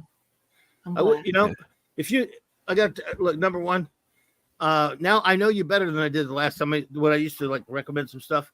I know a way that you could watch Doctor Who and get a lot out of it. You'd have to listen to my prescription to the letter, whereas most people can jump on at any point or whatever, and you don't have the hangups that a lot of people do. Like you don't need modern crap like most people. No, I don't. So I know where you would like it. You would see. You can't. It's impossible to start at the beginning, even though most of them that exist are out. So many of them have been destroyed. Mhm. and they're not full. They're multi-part stories and what have you. But if you started with John Pertwee, man, yeah, because it's so much. It's a similar feel to the Quatermass stuff because he started on Earth. But again, you don't have to, but you'd have a lot of cool stuff to watch. Yeah, you have to send me the info because if it I caught would your fancy. I would like to watch it your way. I mean, you might not even get into it. Like I said, so don't even only if you want to. But if you do, Well, The of course problem is I the would try. beginning stuff. There's missing episodes, that's what so I'm saying. we know They're you're missing episodes. completist. You can't So start at the beginning. some, they're not that they're not worth watching, but you might have gaps in the story, or you've got the animated versions that try to tell the story, with the audio tapes. But Or a like lot of the shows are missing. missing pieces. Yeah. Yeah. But Pertwee's the best place to start because they're complete, and it's he's been exiled to Earth. I love the two doctors before him, but of course I started after him. I started with Tom Baker. That's also a great place to start. But where it's not a great place to start? The filth that is on now that has been made. I this past week. Well, put it this way: we can't even really talk about it. Not that we don't have to do that here anyway. But I don't know how there's a safe way to talk about what happened without getting in big trouble on YouTube. Yeah, you don't want to get yourself in big trouble. I mean, it is. When you make that southerner noise, it's funny. Well, what I can save us from that, I did get a disturbing. shipment from Dave C today. If you want to give me a minute to show, I what he love sent me. Dave. Dave Oh, C, also so happy Eric to K see. sent me a picture of his new kitten. Oh, And the thing Oh. is a ginger with blue eyes, I believe, although his eyes might be green. The cat is absolutely gorgeous and it has enormous paws. The cat is going to be a monster. cool. By the way, yeah, Fiona, I love Rose. I was watching some Pertwee's little palate cleanse to watch the Silurians, although for some reason in the title says Doctor Who and the Silurians, and Terror of the Autons. So there's always, when you watch the horrible new stuff, it's easy to palate cleanse and watch some of the great ones. Mhm. Little Pertwee will fix you up nice and fine. So whenever you're ready, do you want to show that number one? Yeah, show that. Yeah. And the people in the chat, I'm having fun with that. But you got to understand, they know nothing about. Yeah, I'm gonna show it. Yeah, but like my Fanta said, let your son know you might disown him. Anyone who affiliates with them when they start watching. The thing is, they know nothing. Like my kids maybe watch some Who with me, the old Who, but they know nothing of what's happening with new Who, or maybe I was a bad dad, but in that regard. But we did used to watch some of the Who. But what do you think of Rose? they did like. They all loved Rose. Yeah, they loved. Well, the episode. Yeah, they liked that episode. Yeah, the Yeah, so character it's she great. turns out to be okay, but the episode, that was really. Yeah, That was no, it's a good. That was the first one that started in 2005. No, but I mean, I thought Raquel was going to show us a picture of the cat or something. Oh, sorry. I Oh, thought wow. you had. Oh no! I didn't prepare them. They have to be changed into a PDF. Oh, okay. And I just That's cool. I'm going back and forth between my phone and Big Bertha, and so I don't have them on Big Bertha. I just have them on my phone. Damn you! Where'd you get that? So hail to Dave C. Now, unfortunately, some pink skins stomped on the package and tried to keep it from reaching Wow. fit. Man. So I got the Wow. box today, and Dave, I haven't reached out to Dave C. I was out with family all day, and we're had family visiting. But Bastages, and I'm sure Dave C. sent me this in pristine condition. I kind of repaired the box a little bit, but the top of the box, I won't show you the box, but it was a big, huge box. It wasn't like he put it in a small box, and like 3/4 of it were squashed. So he's got to live free out of, I might have kept this in the box just to hang it because it's such a nice display with the whole. Well, top of the since it box, got damaged, why don't you just send it to me? Yes, I think you should. Yeah, I could, yeah. But I don't know if it's got insurance. He'd be taken out of that box anyway. But, Oh yeah, I would Yeah, definitely take yeah. Sharon out of that No, box. but I like when I open a box too. I go from the bottom and I save the package, and I I'm have able to open put up it back. my Creature from the Black Lagoon from Guagnar. oh yes. Like, and I want to open it. Like, he even has like different heads and different hands. It's my first action figure. Wow, cool. Yeah, you can open it up on the clubhouse if you want to do a opening. Oh, I'd love it. Dad Man and the Dad Man clan. Happy birthday to you. Happy birthday. Was it a birthday? To you. Yeah, Today? it's his birthday. Today? Well, not anymore. Not in this time zone. In the California time zone. Saturday, though? Yes, Saturday the 8th is Dad Man's birthday. Yep. So, yes. Hey, well, happy birthday yesterday, buddy.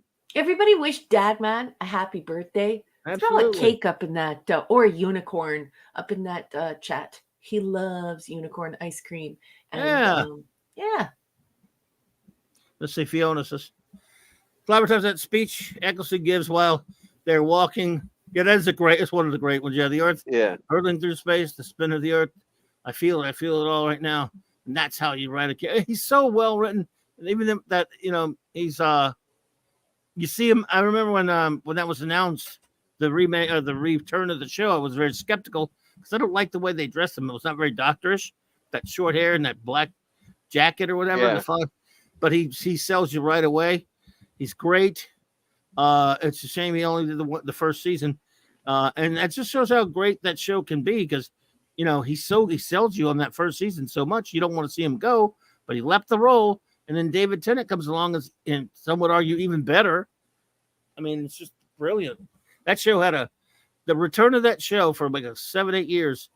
It was quite a time to be a Doctor Who fan.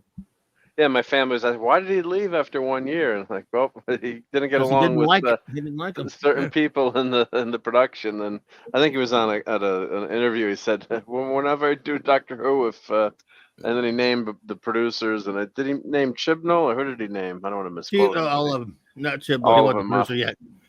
RTD. RTD. Now, I have all these. I don't think I ever got the Hoshi one. I couldn't find it. Well, what I wanted to say was we're getting close to do Enterprise. The ridiculousness of their action figure line. They decided to do an away team line, and you only have Hoshi in the spacesuit, if I recall. I don't think there's any other Hoshi in the uniform. So people have done custom figures, but there's no Hoshi action figure. So they started doing this fancy thing like we're going to do away team figures, and then we're going to do. And Trip was only done on the action figure except for a special Wizard exclusive, which I sent off for and had to order it. But it wasn't on the regular line. How'd that Nausicaan turn out? I never got the Nausicaan. I should have. Oh. Yeah, so this is the away team line that they were doing. I think they only had Phlox in the away team too. No Grumba. Yeah. The phaser is actually so well done that they used it in later episodes. I have the phaser and the communicators 2-pack. Yeah, they did. Yeah, so the phaser was used in actual episodes. It's a prop department. Why bother? It's pretty good. Yeah, yeah. Why bother making them? So, but this, thank you, shout out to Dave C. Not for close-ups, probably just for from a distance and stuff. Dave. No, they said it was good enough that they used it. And I was reading the compendium, and they were using it. A lot of the episodes. It looked. It's a fan. Actually, that's the one thing I don't own. What? As long as it's just not like Playmates, because Playmates that shows the screws. Yeah, they don't do that. Yeah, the phaser on this one was really well. Yeah, I mean, I've only seen pictures and Playmates read about replicas are not good. They're not good. I know, like it's better to have them than to not have anything at all. But they're not good. No, like true. The screw holes all over them and giant black screws. They look awful. Yeah. I think David sent these to you, Raquel. I'm trying to remember. Oh my God, yes. So these are really well done. They're small, but they're gorgeous. I mean, they're gorgeous. They need to be framed. Yeah, so it would be nice to maybe frame these all in one frame. With as a montage or whatchamacallit, or what's the word I'm looking for? All together.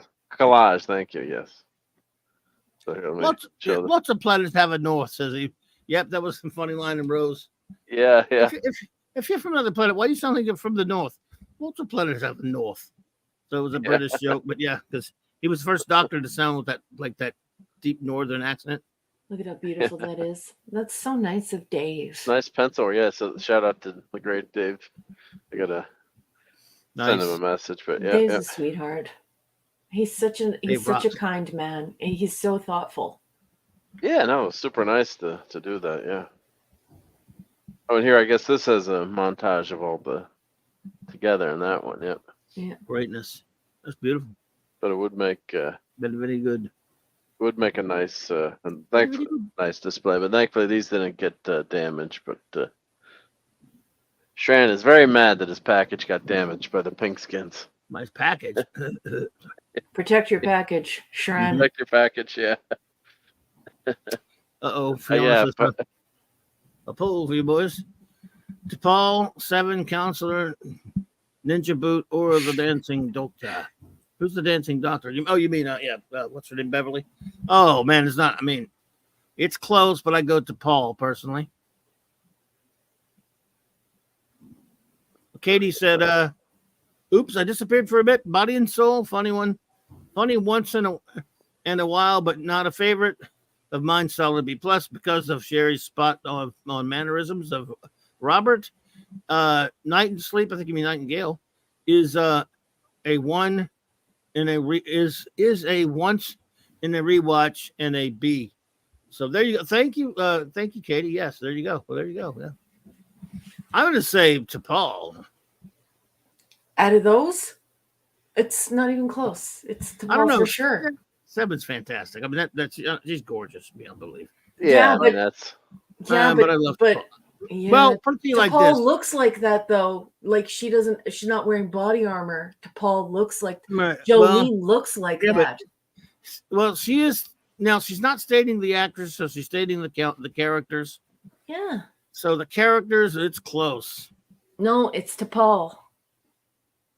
No, look, I mean, that's you're not allowed to vote. You're not a guy. Oh, she said only the dudes? She said a poll for you boys. See? How sexist of you. So you're saying the ladies don't get a vote? no, Princess? but wait a minute. Are you talking the actress or the character? No, in real she's life? got the character written up there. She's got the characters up Character, there. You the gotta pick a character. character. Wait, Counselor The Ninja character. Boot. Jesus Christ. Counselor Ninja.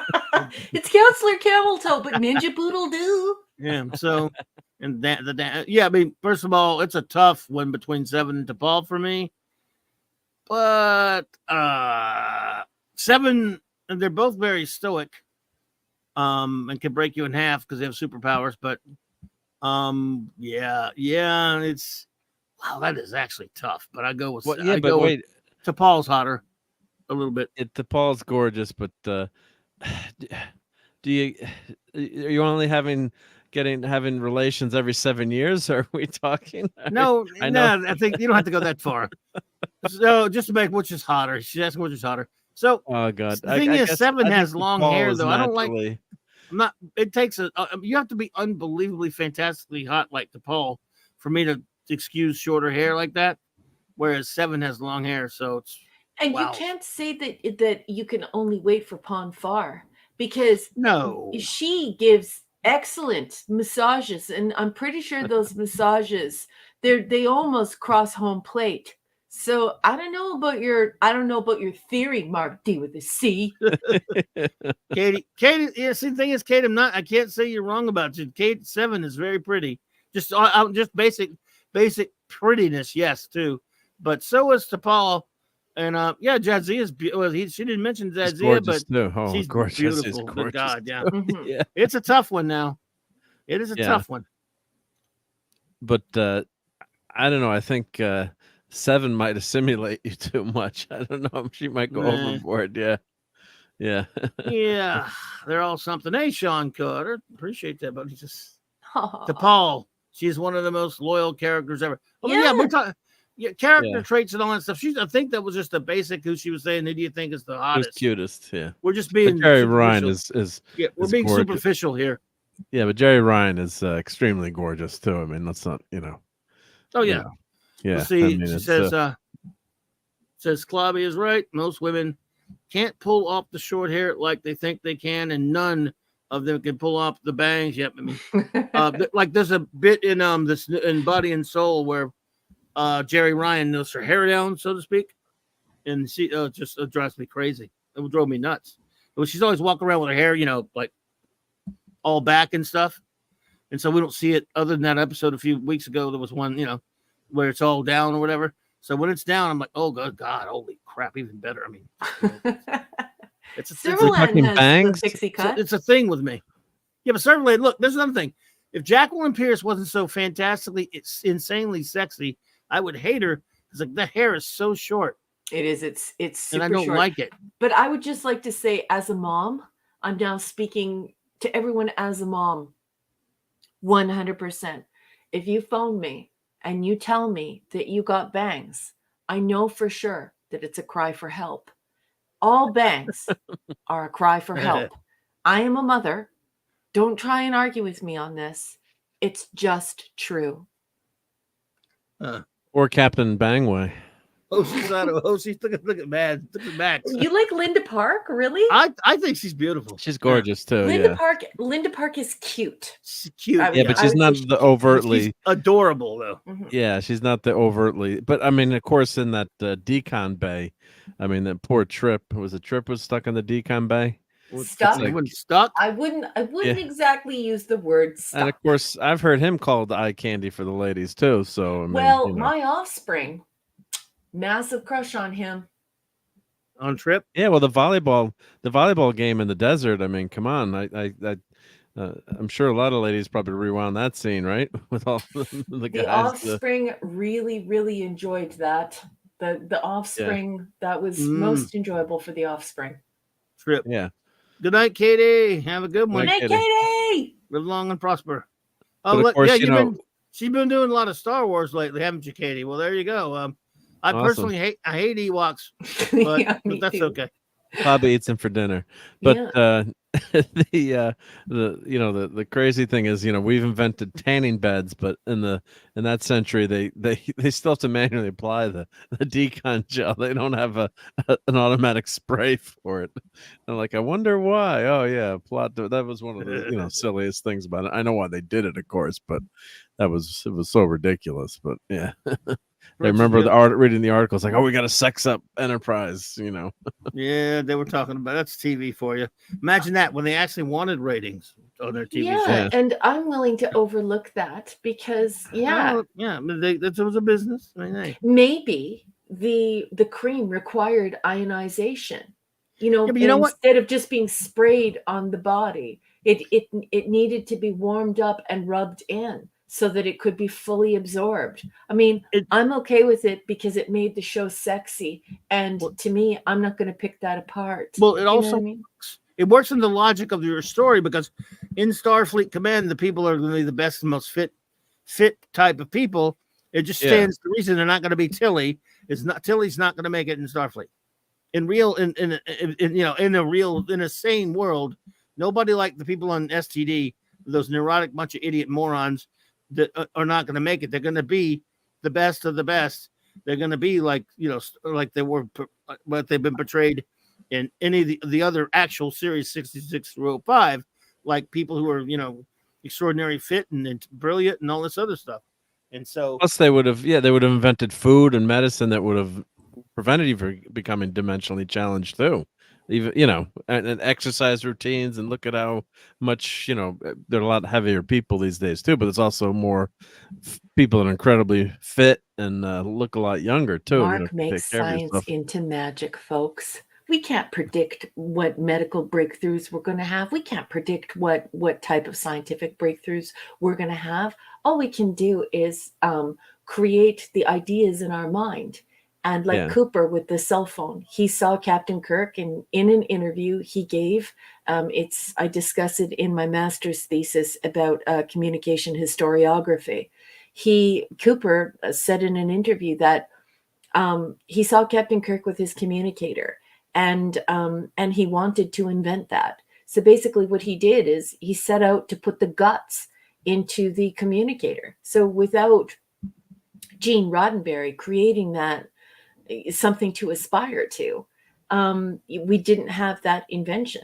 But it doesn't happen in a linear way. Just like somebody once asked why Jean-Luc Picard was bald, and of course Jean-Luc Picard was not like Poopy Stew was not Gene Roddenberry's fault. It was the fault of the people who were making the show. But they mistakenly said to Gene Roddenberry, who was a very intelligent man, why is Jean-Luc Picard bald? And instead of answering truthfully, this guy had to audition for me multiple times because I didn't want him. I wanted an actual giant, handsome, tall, dark, and handsome Frenchman with a full head of hair. No, that's not the way Gene Roddenberry answered. What Gene Roddenberry answered was, by that time, we had emotionally and intellectually developed to the point where no one would care about that. So it's just funny the way that we find ways to say, oh, there will be an invention for that. But inventions don't happen in a linear way. It doesn't have a linear cause. Well, yeah, and also you could just look. So you could basically wiggle out of it by saying, well, some people just choose to be bald. So I don't know. We don't know what. So maybe it's already been taken care of. But you could just, someone might have decided, I like being bald. Hell with it. If I ever decide tomorrow I don't want to be, I can just press this button on this, put it right back. So I don't know. Yeah. But anyway, Sean Carter, thank you so much for the super chat. Your answer is simple, Sean. Board of order. Why wasn't Dr. Helen Noel? Why was she excluded? Well, I love her. I didn't make the list, by the way. Nope. But I can only tell you this. If we were going to list all the hotties in Star Trek, we would be here for 3 years. And the list would be, 50 ladies. So I assume whoever originally threw that out, I can't remember what it was now. Fiona. It was Fiona? Okay. Fiona threw that out there. She wasn't thinking about every single super hottie in Star Trek, because that'd be a long list. Yeah, we're about to get out of here anyways. So, yeah. But thank you, Sean Carter. And that is a worthy inclusion. So she's a cutie patootie for sure. But but that is a good point of order. I'm not arguing with that point of order. We need to follow this. DJ Play Nice. Rock. What's up, DJ?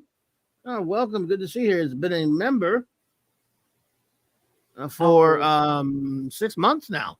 Amazing. Good to see you. Thank you so much. Professor R2 just threw Edith Keeler in the mix. Joan Collins when she was at her most beautiful. All right. Look at that. So enjoy the rest of the stream. Y'all are awesome. Have some important reading to do. Y'all are awesome. Clobby, right, Mark?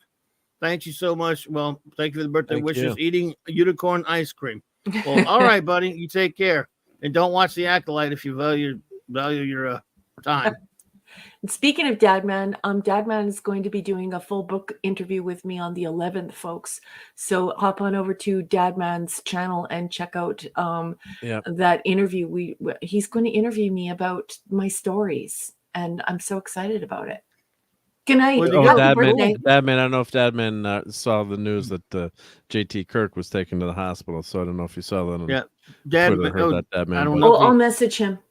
I'll message him about it as soon as we get off of here. Oh, no, he's here still. Dadman, did you hear about JT Kirk? In the meantime, I'm going to thank you. Max Redstone gifted 5 memberships. Very generous. Thank you, buddy. That's not a cheap gift. You were too kind. You shouldn't have, man. Thank you. Growing the channel. What should we play for? What video clip should we play for that? Well, let's see. Well, we should start with this, I think, right? Clobberin. Yeah, we should get, since I've had a lot of very nice super chats, we should give them a few different things. Let me see what we have here. Let's just give them a few of these before we get out of here. Can it curry apple? Oh, it can curry apple. Everything that guy just said is bullshit. Crazy. And they probably redesigned the whole sick bay, too. I know engineers, they love to change things. Inconceivable. Inconceivable. Inconceivable. Inconceivable. Inconceivable. You keep using the word. I don't think it means what you think it means. Why don't you go? You are expendable. And you're not? No, I'm not. I am not expendable. I'm not stupid. And I'm not going. Scotty, as good as your word. Aye, sir. The more they overthink the plumbing, the easier it is to stop up the drain. No bloody A, B, C, or D? Brain and brain. What is brain? Cass, Super Cass. Get those nerds! Nerd! Nerds! What? You're a dumbass. Double dumbass on you! Oh boy. Well, there you go. Where you go? Well, number one, we're gonna start moseying on out of here. Are you able to stay long enough to make some closing words, or did you need to run? No, I can stay. Cool. So, all right then. Final words. Well, first thing I want to say is thank you to everyone who joined us this evening. I want to thank you for your company. You guys were just sensational this evening. Thank you for the conversation. Thank you for sharing your ideas. Thank you for taking your time, the time out of your day to be here with us, to participate, to create all of these reviews. I mean, just the conversations you make, they're just simply outstanding. So thank you for your company. I enjoyed your company immensely this evening. And I loved all of your reviews. Thank you, one and all. I want to thank Lord Thoth, Larry, Jill, Eric K, Chris Persia, Dr. Mew, we all know him as Retro Dicky from the Global Geek Gang, Gwagnar, Wes Cagle, and Lisa for constantly being out on social media promoting Clobby's channel. I just think that it is just above and beyond. So loyal, so kind, so thoughtful. Thank you for trying to grow Clobby's channel and grow our what we're trying to do here. I really appreciate it. I also want to thank Scuba Pete, JT Kirk, and Michael Beacom for backing my work. And not just backing my work, but really going out of their way by creating some pretty outstanding reviews and recommending my book to everyone who they know. It's pretty incredible. And Gwagnar, I should put Gwagnar on that list too, because wow, Gwagnar has really gone out of his way to promote my work. It's really incredible, and I just appreciate it so much. I want to send out love and support and prayers for Chris Persia's dad. He's been struggling with high blood pressure. I know he's getting a little bit older, so please keep him in your thoughts and in your prayers.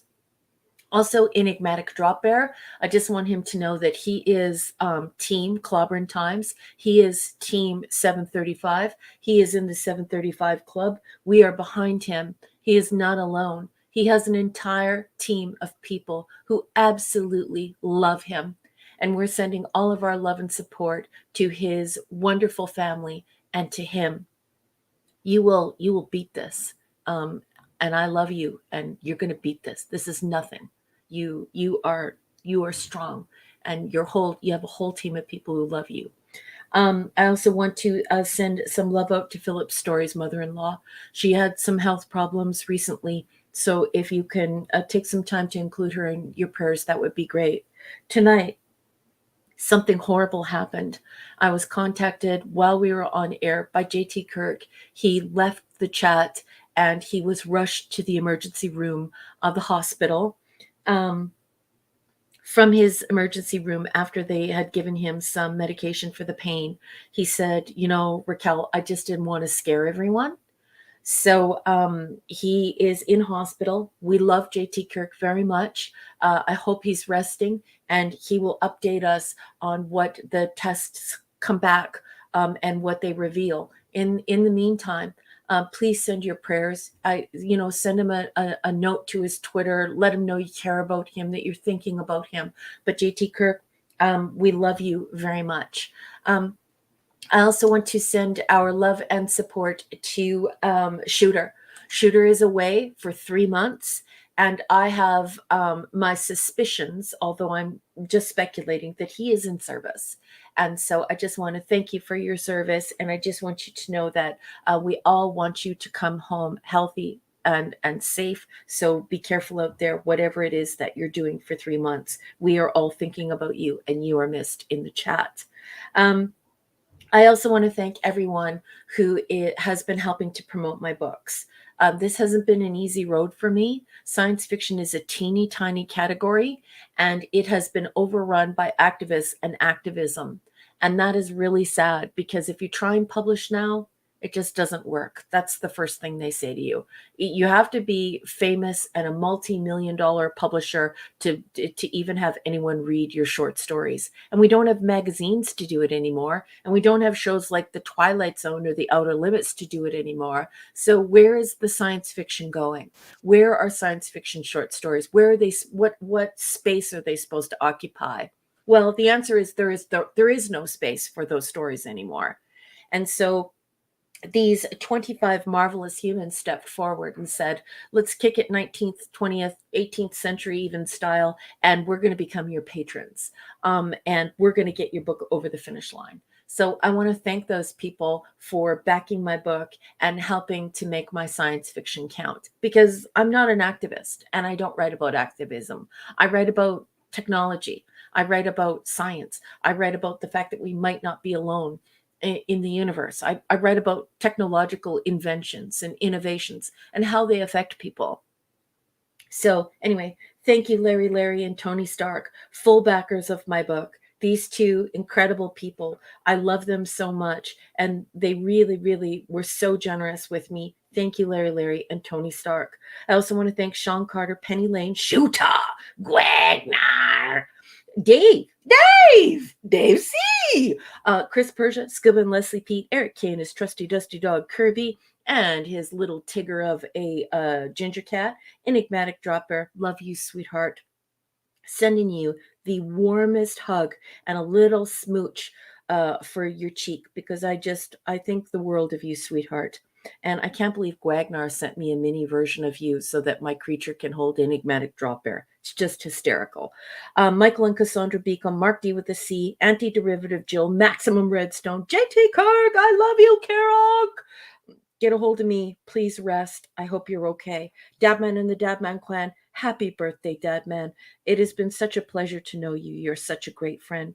Lord and Lady Thoth, and of course Lance, our very own Porthos. Rob Altus, thank you, buddy. Thank you. Tyler, Jeff Wyatt, thank you, Jeff. Rod Thunderheart, Mazurus, my guitar playing friend. West Cagle, thank you so much, West, for backing my book. And of course, may he rest in peace in the great perhaps, Cardinal Sin, Gil Bavel. Thank you so much for everything and for backing my work from the very beginning. And that should about do it for my thank yous for everyone else. But I just want to say thank you to Mark for being such a great friend to Clobby and I. And I'm sure missed you on Thursday night. So can't wait to shoot the bull on Blake 7, that Star Trek Unlimited and the new Kolchak. And last but certainly not least, I just want to thank you, Clobby. I love you with all of my heart. You mean the world to me in real life. And I just want to thank you for creating this space so that we can all come together and meet one another. It's so cool. I know so many people because of you, and we can talk about the things that we care about. We do this because of you. We meet in your virtual comic book shop. And I just love you. And so thank you for having all of us this evening. You were a marvelous host. And I adore you. I love the sound of your voice. I love the way you think. I love everything about our friendship and who you are as a man. So thank you, baby. Mwah, mwah, mwah. Thank you. And I love you. That's it. You're the best. I love you and love our great group we have here. So, hey, Davina Duckworth. Good to see you pop in. Hey there. It's always a pleasure. I hope you're doing well tonight. Let's see here. Where am I? Okay. So, Mark, do you have anything to close out with? Well, yeah, of course, another shout out to JT Kirk, obviously thinking of your buddy tonight. And we'll be here for Sunday Night Geekery tonight in Actually, my time on your zone. channel. On your channel. Yeah. That's what I mean. Yeah. So on my channel, obviously. Yep. So 10 p.m. Eastern, we got family visiting. So maybe we'll shoot it to 10:30, but I'll let people know. But I've got a pork butt going in the Big Green Egg in about half hour. So I'm going to be cooking that all night. So sorry to make you all hungry. eatery. It'll be pulled pork for dinner, and I made homemade pizza and the Big Green Egg tonight for everyone. So everyone was happy. So sorry to make you hungry at this late hour. But, thanks a lot. That worked out good. So, but looking forward to hanging with you all on Sunday night, and yeah, much appreciate everyone. It's always a lot of fun to chat, and I promise to try to keep family from watching New Who, but I can't control the remote when I'm not around, so. But I got them to watch Rose tonight, so that's better. Stick with the good stuff. Yep.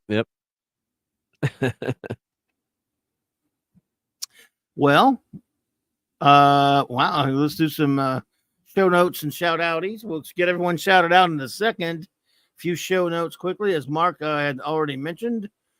Join us tomorrow night if you're like us and you like staying up late on Sunday nights and you're not really looking forward to that big tough week ahead and you still want some more geeking out to do.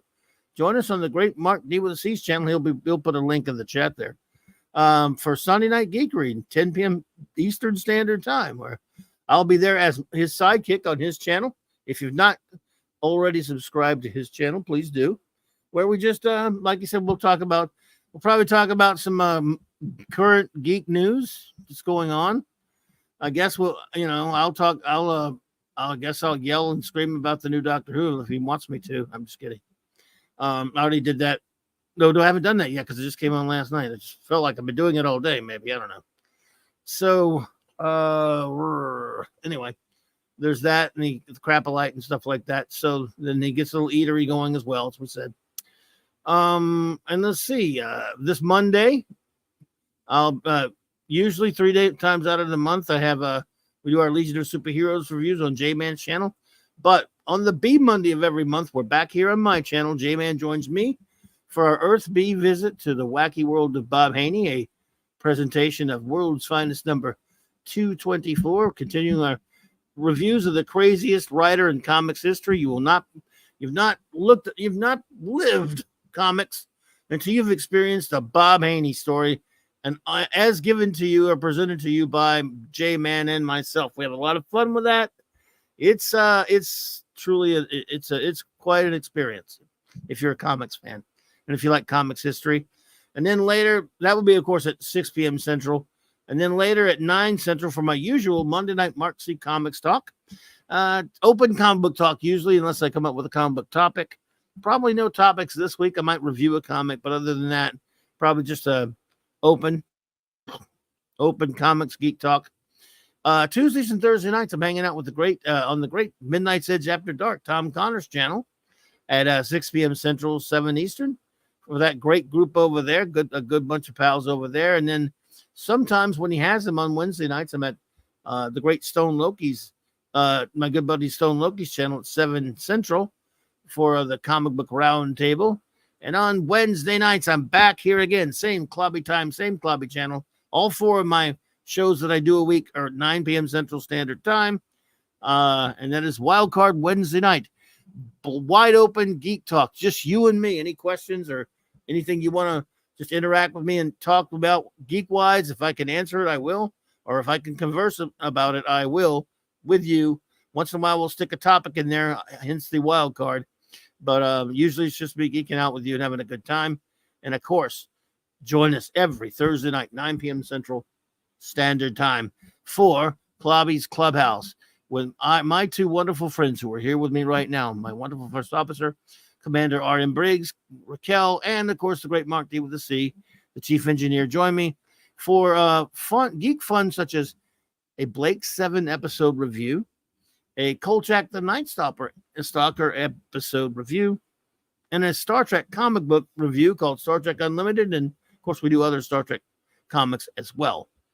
And it's not over yet because on Friday nights, I'm back at J-Man's channel every Friday, Fantastic Fridays, as J-Man and Sean and I are in our ongoing mission to review all of the legendary Jack King Kirby's run on the world's greatest comic magazine, Fantastic Four 1 through 102, annuals 1 through 6. That's Friday nights, 7 Eastern, 6 Central on J-Man's channel. There's a link in my description below. And then I always finish out the A week after that, 8:30 Central Standard Time on my good buddy, 32 Flavors of Nick Weiser's Friday Night Comic Shop Talk with the boys. A lot of fun there. And then it is time for Saturday Night Star Trek once again. Next week, these are your episodes. 4 more scintillating episodes of Star Trek Voyager.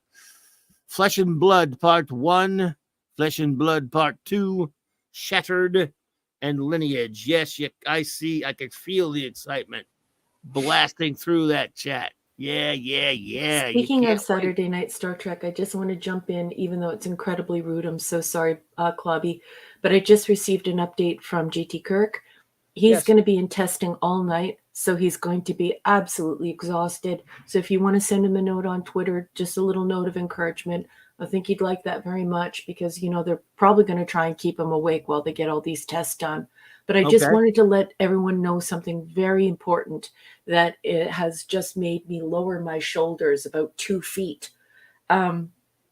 His family arrived at the hospital. He's no longer alone at the hospital. His whole family is there. So he's safe, and the people who love him are with him. And he knows that you all love him very much. I sent your love to him. But keep those prayers, folks, coming for him. Keep those prayers coming for him, folks, because, if you've ever spent a night in a hospital doing tests, it's not fun. So we love you, JT Kirk. Love you, buddy. Big Tech, get care, man, and we're here for you. So, again, Sorry, Clobby. No problem at all. We'll now do our shout-outs, and that is, of course, for our wrenches, we'll lead with the great JT Kirk. We love you, buddy. You take care, get well, and just hang in there, man. Great Kirok. There's the bronze wrencher himself, the great Eric K. Sid Vindicator wrench of the Great White North. Chris Persia. D. Bud Martin, the wrench of iron. Lord Thoth, Avon lives, long live the Legion. J Man, the wrench without fear. Maximum Redstone, our own music meister. Fanty Outsidery. Larry. Wagner. And, of course, our wonderful Princess Fiona. And, let's see here. Now, also, I want to thank everyone who was with us tonight. There's, of course, the great Mark D with a C. Glad to be here. Thank you for having me. Thank you for being here. FKH, Tim, Joe Dog, Michael Beacom, and Sandra Beacom. Cassandra Beacom, sorry. Good to see you both. Raymond Feliciano and Sandra Feliciano. Princess Fiona. I already said, I said you once, but we'll say you again because we're glad you're here. Enigmatic Drop Bear. Thank you so much for being here, buddy.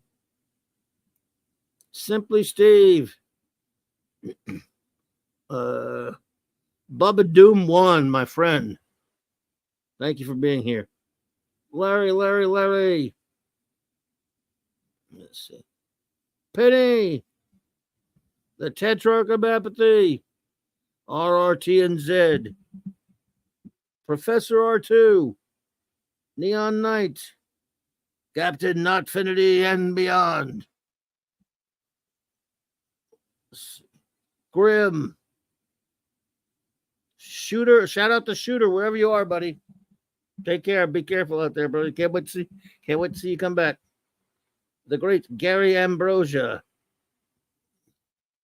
Keely Chow. Love you, Gary.